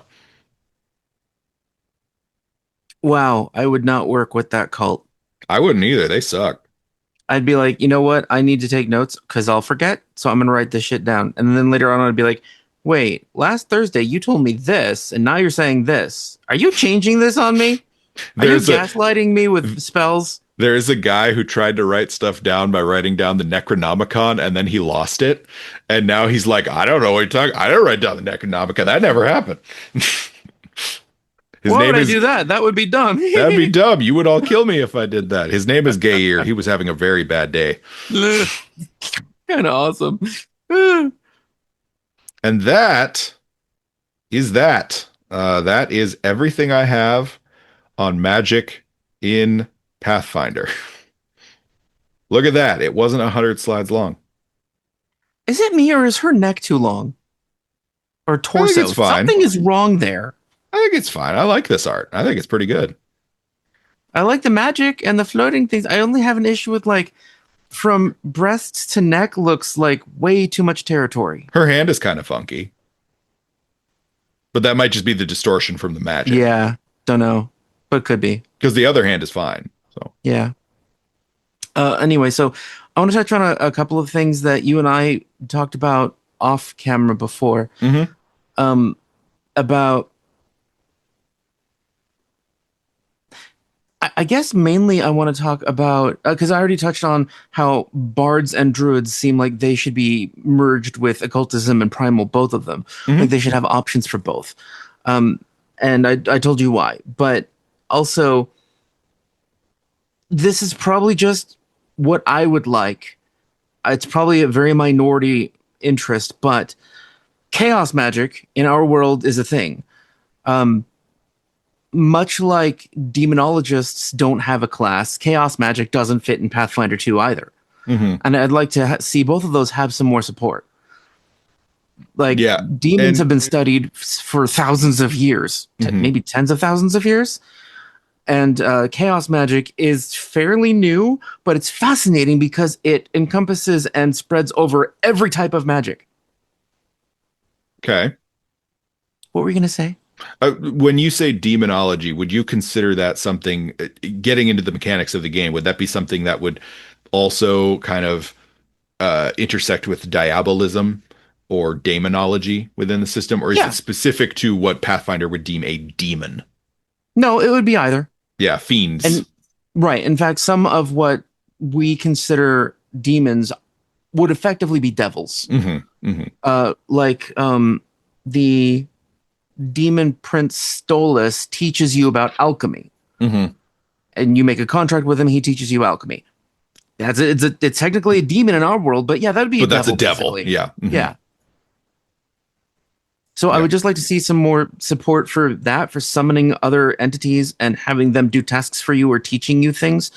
I know we already have a quote summoner, but some other kind of summoner, like a demon summoner, would be cool to me, or a chaos mage that can dip into different pools of magic either throughout the day or can change every day. Because the premise behind chaos magic is that all energy is the same, and that I can choose to use any tool to represent any kind of magic because I understand that reality isn't what other people think it is, that energy is energy. And like Neo, I can break the matrix and use any of it. Hmm. Yeah, it's interesting because the the fiend summoning I could definitely see being explored. So we've got two new APs coming out this year relating to Cheliax, the Empire of Devils. And I could definitely see something like what you're describing around demonology, or in this case, diabolism, being Yeah. really interesting to explore mechanically, at Hmm. least for the villains in those APs, because we already know that we're playing the traditional good guys against Yeah. the Empire of Cheliax. But there is precedent for creating archetypes for villains. In like Outlaws of Alkenstar, uh, they have the Clockwork Reanimator, which represents a bad guy. It's not something the players Oh, necessarily have yeah. access to, but it's there. So it could be interesting to see some kind of fiendish bargains or something, because they've toyed with ideas like that in the past. I don't remember where, but there was a source book that like referred to like bargains that you could make with devils. Like Yeah, there are contracts. yeah, maybe there are things we could do mechanically in the future that would explore something like that. Chaos magic is definitely the way I would see that being implemented would be like you'd have to do something from just based on my understanding, based on what you've described. You'd have to do something like an archetype that could apply to all spellcasting traditions, and like Oh, okay, spellcasters yeah. of any type. Kind Yeah. of like how like elementalism can be primal, or any primal or occult, or excuse me, primal or arcane caster. You would almost Yeah. have to do chaos magic like that, but it for everybody. Okay, I could see that. Then you could Mhm. gain powers that are basically meta magics. Yeah, yeah, the new spell shapes. Yeah, Yeah. I Spell generally shapes, think thank we you. need more spell shapes. I think we need a spell shaping archetype that can just tack on to anybody, because I think spell shapes are cool and they're an unexplored That would space. work for chaos magic. I probably Hmm. wouldn't call it chaos magic because people think they hear that word, that phrase, and they think, well, it has to be chaotic and uncontrollable, but that's Hmm. not what it Or means. have So I'd probably randomness just, thrown in. Yeah. oh yeah, that's true. Hmm. Could have some luck effects. Yeah, random number generation, stuff like that. In second edition D&D, yeah, there was wild magic that was essentially that. It was Hmm. chaos magic. You could access anything. There was one spell called Nahal's Reckless Dwomer. It was first level, and every time you cast it, you choose to cast another spell that you know. It, Hmm. and you also trigger a wild surge. Oh, nice. Hmm. So no matter what you wanted to cast, you just memorize all Nahal's Reckless Dwomer. Hmm. So you, so you can have a chance of like making a safe fall on your enemies, and I cast a fireball. Yep. Yeah. Oh, nice. You get to be a wild magic sorcerer. I like it. Yeah. Yep. Cool. Yeah, I don't know of another way I would do chaos magic other than like an archetype that can apply to, for It instance, makes full the most casters. sense. Yeah, yeah. I don't know that I would necessarily make it apply to bounded casters. I think it would depend on the effects. Yeah. Okay. But it Only would work because with spell bounded shapes. casters are intended to be so much more limited, you know. Yeah. I was just thinking of chaos rituals. That you have a Whew, lot of that now freedom you're with. opening a can of worms. But I want to see more about fiend summoning and Hmm. fiend control. And in our world, at least, I understand that there's a lot of no, no, don't do that to summoning demons and fiends. But the people that believed that it was possible, they didn't necessarily do anything else that was harmful. They just summoned fiends or spiritual eidolons of devils to learn from them. Hmm. So it was a tool. It wasn't, I'm going to sell my soul so you let me kill people. I mean, Hmm. that's movies. Sure, that's a good plot mechanic, but that's not how demonology in our world really worked. Hmm. Yeah, I could see that being ground for them to explore in the future. Thinking more along the lines of mechanics that I want. I really want another primal caster. Like we have the druid, Yeah, which is besides great, druid. and we have the kineticist, which is like it's not a caster, but it feels like a caster. And it Um, feels very naturey. it feels very naturey. I just think I would like something more. You know, we also need like another dedicated arcane caster because like divine we have a lot, or we have well, okay, we have three, which is, I'm pretty happy with. That's pretty good. Occult we have two or three. Primal we have one and kineticist, and arcane we have one and magus. You know, like magus doesn't really count. You know, I would like to see another dedicated arcane caster that's not just a wizard. Yeah, Um, Magus is basically I cast damage into my weapon. yeah, yeah, and it's like it's good. I'm glad it exists, but I would like another dedicated arcane caster that does something different than what a wizard can do. I just don't know what the mechanical space for that is yet. I have trouble conceptualizing it in a way that is not, oh, I'm just, you know, it's like, oh, well, that's just a wizard or a sorcerer or a witch or a summoner or a magus. Like that fills a lot of spots, but I would really like to see one more dedicated arcane full caster that does something different. I don't I know th- what that different is, but I would like to see something. I think it'd be fun. I think because they've made so many subclass, so many schools of wizard, it's going to be Mhm. hard to do It's going that. to be hard. Yeah, that's going to be really hard. I mean, the war mage archetype for the wizard does help because it allows you Oh, to yeah. play a wizard very differently, which is nice. I just don't know what the studied arcane character would be. I guess the new runesmith is kind of like that. It's like, what if a wizard wasn't a wizard? Yeah, But but it's not the same. It's like saying kineticist is a druid. yeah, yeah. So I would also like to see another primal caster. There's a lot of, you know, rumblings out there of like we want a bounded caster that's the old shifter. You know, like I would love to see the shifter. I think it'd be Yeah. cool. Yeah. I'm honestly a little disappointed in the new playtest only because it's like it's two more marshals that they're I know, me fine, you know. too. A Like I couple love people were marshals. I think PF2E does marshals better than any other system, That's true. I agree. major system that I've played. Yeah. Um, but I would like to see more. I would like to see them explore the space of casters a little more, especially because the animist was really good. You know, the last time they did a caster, it was pretty cool. So And complex. That was neat. yeah, yeah. Like I like the two times they've done something new with casters recently was the animist, which was awesome, and the kineticist, which again, it's not a full caster, but it feels like a caster, and it's It was sort of awesome. it was sort of opposite extremes. Like the Hmm. kineticist is really simple in that you get this one power, you can use Hmm. it as much as you want. And the Hmm. animist was complex as all hell, and you can change who you are from hour to hour during your day. Yeah, and it's great. Like I love that you can do that. It's got a ton of great flavor. I think they can keep adding fun new apparitions to make it feel fresh and new every time, like over True. time, you know, like they could have a lot of fun with it. But True. uh, yeah, overall, I'd like to see those spaces filled in a little bit. I would, this is going to sound silly. I would love to see a dedicated wisdom based caster that's not primal or primal or divine, but I get why. It's because of life and it's because of life. Like that thing makes you wisdom based.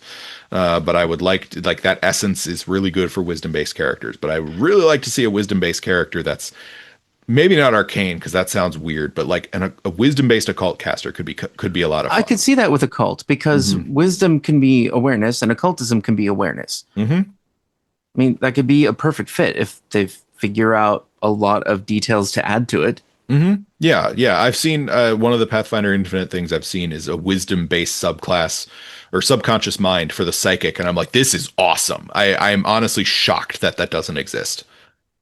Yeah, I'm shocked that there's not more options within each class to diverge from the base class in a variety of ways, like Bard becoming primal or Druid becoming occult. Hmm. Yeah, I think there's room there for sure. But I also think that to some extent I get it, specifically because the archetype system does exist and it's really easy to turn a druid into some occult stuff. Like give a druid some occult kit by throwing on like the bard archetype or a similar archetype. Like Yeah. there's ways around it that I think are totally reasonable. But not having a single wisdom based occult class it just feels weird to me. Yeah, and I would like another class that's based on con somehow. I wouldn't mind that. Yeah, I'd be open to that. I mean, I'd be open to that. I'd be open to just more arcane classes in general. Only having two, I find kind of irritating, but at the same time, all the flexible classes are great for coverage. So, you got witch, sorcerer, and summoner out there who do a ton of legwork to give every tradition a lot of extra flavor really easily. And that's one of the strengths of the system. I love that I could play a party of 4 witches and all of them are different. Uh-huh. Incredibly different. Or a party But of 4 summoners. It's like, no, we have 8 bodies on the field, and we've got a dragon, a construct, an angel, and a giant monster. Or like a giant dude, bear. that is great for battlefield control. Yeah, yeah, You just and put all of they your all have Eidolons in different the spell way. lists, so they all do different stuff. That's neat. Yeah. Summoner one would be cool. I mean, obviously the best example is the kineticist because you have a party of 4 kineticists. It's like, no, we have a dedicated healer, we have a dedicated tank, we have a dedicated DPS. Like, yeah, it's really well handled. A friend of mine made a kineticist for this game that we're starting this week, and he said that he is an off tank or range damage, and I'm like, all right, that's cool. And then he said, wait, I switched things. Now I'm only utility. I don't do those other 2 things. I'm like, okay. he's still a kineticist. Yep. Yep. I'm like, oh, you switched from fire, earth to air. You're a completely different character now. Right. And they feel very different. Yeah. But yeah, I agree with you about the two new classes that were teased. I just don't really care much about marshals because what are they going to do different? I hit things a little differently now. Yeah, and I do care about marshals because I tend to be more of a martial player, but I do think for me I would prefer it if every playtest was a marshal and a caster. I think that would be more fun. I think there'd But be more for everyone to be happy about. but I also know that they have to fit these into book releases. Like Oh, right. it has to go into like the impossible magic. They had to be magic related, even if the marshal is like even if the runesmith is a marshal, it is still doing magic. It's just not doing it in the caster sense. Like before that we had to do secrets of magic. It's like, yeah, they both have to be casters of some kind. So like I do get it. But historically we've been able to kind of balance it a little bit. This one is just like, ooh, 2 marshals. There's going to be a lot of players who aren't going to get any value out of that. So Yeah, there are. And if one of those marshals does something that another class does most of, then a lot fewer people are going to get something out of it. yeah, I'm like I said, I know that in general, I think Paizo's class design has been getting a lot better over the years. I think they're getting stronger, not mechanically stronger, like thematically, playability stronger. So I don't doubt that whatever's coming up next is going to be fun and cool. But I just personal preference, I would like to see a marshal and a caster. But I haven't play tested them yet. Who knows? Maybe I will play test them and I'll be like, oh, this is awesome. So I'm prepared to eat my words, and I hope that I am wrong. We'll see. Another thing to remember is that there's still Starfinder out there, and we can add stuff from Starfinder into Pathfinder too. Yeah, like even Starfinder's casters are very, very cool. Sure, and the Ancestries too. Yep. I love the Astrozoan. I can't talk enough about them. They're cool. They're pretty cool. Honestly, almost everything in Starfinder is pretty cool. Yeah, like flying and telepathy being so common. It's pretty great. I love my soldier, or soldier, my con-based marshal. Makes me happy. And it actually made sense to make that one con-based. Yeah, totally made sense. I like that. They could do that more in Pathfinder, not just Starfinder. But I guess we're done. We should probably sign off. Yeah, we're not talking about magic anymore. So we should wrap this one up. Totally could talk a lot longer. Yeah, as proven by our previous video. But thank you all for joining us for this discussion of magic in Pathfinder.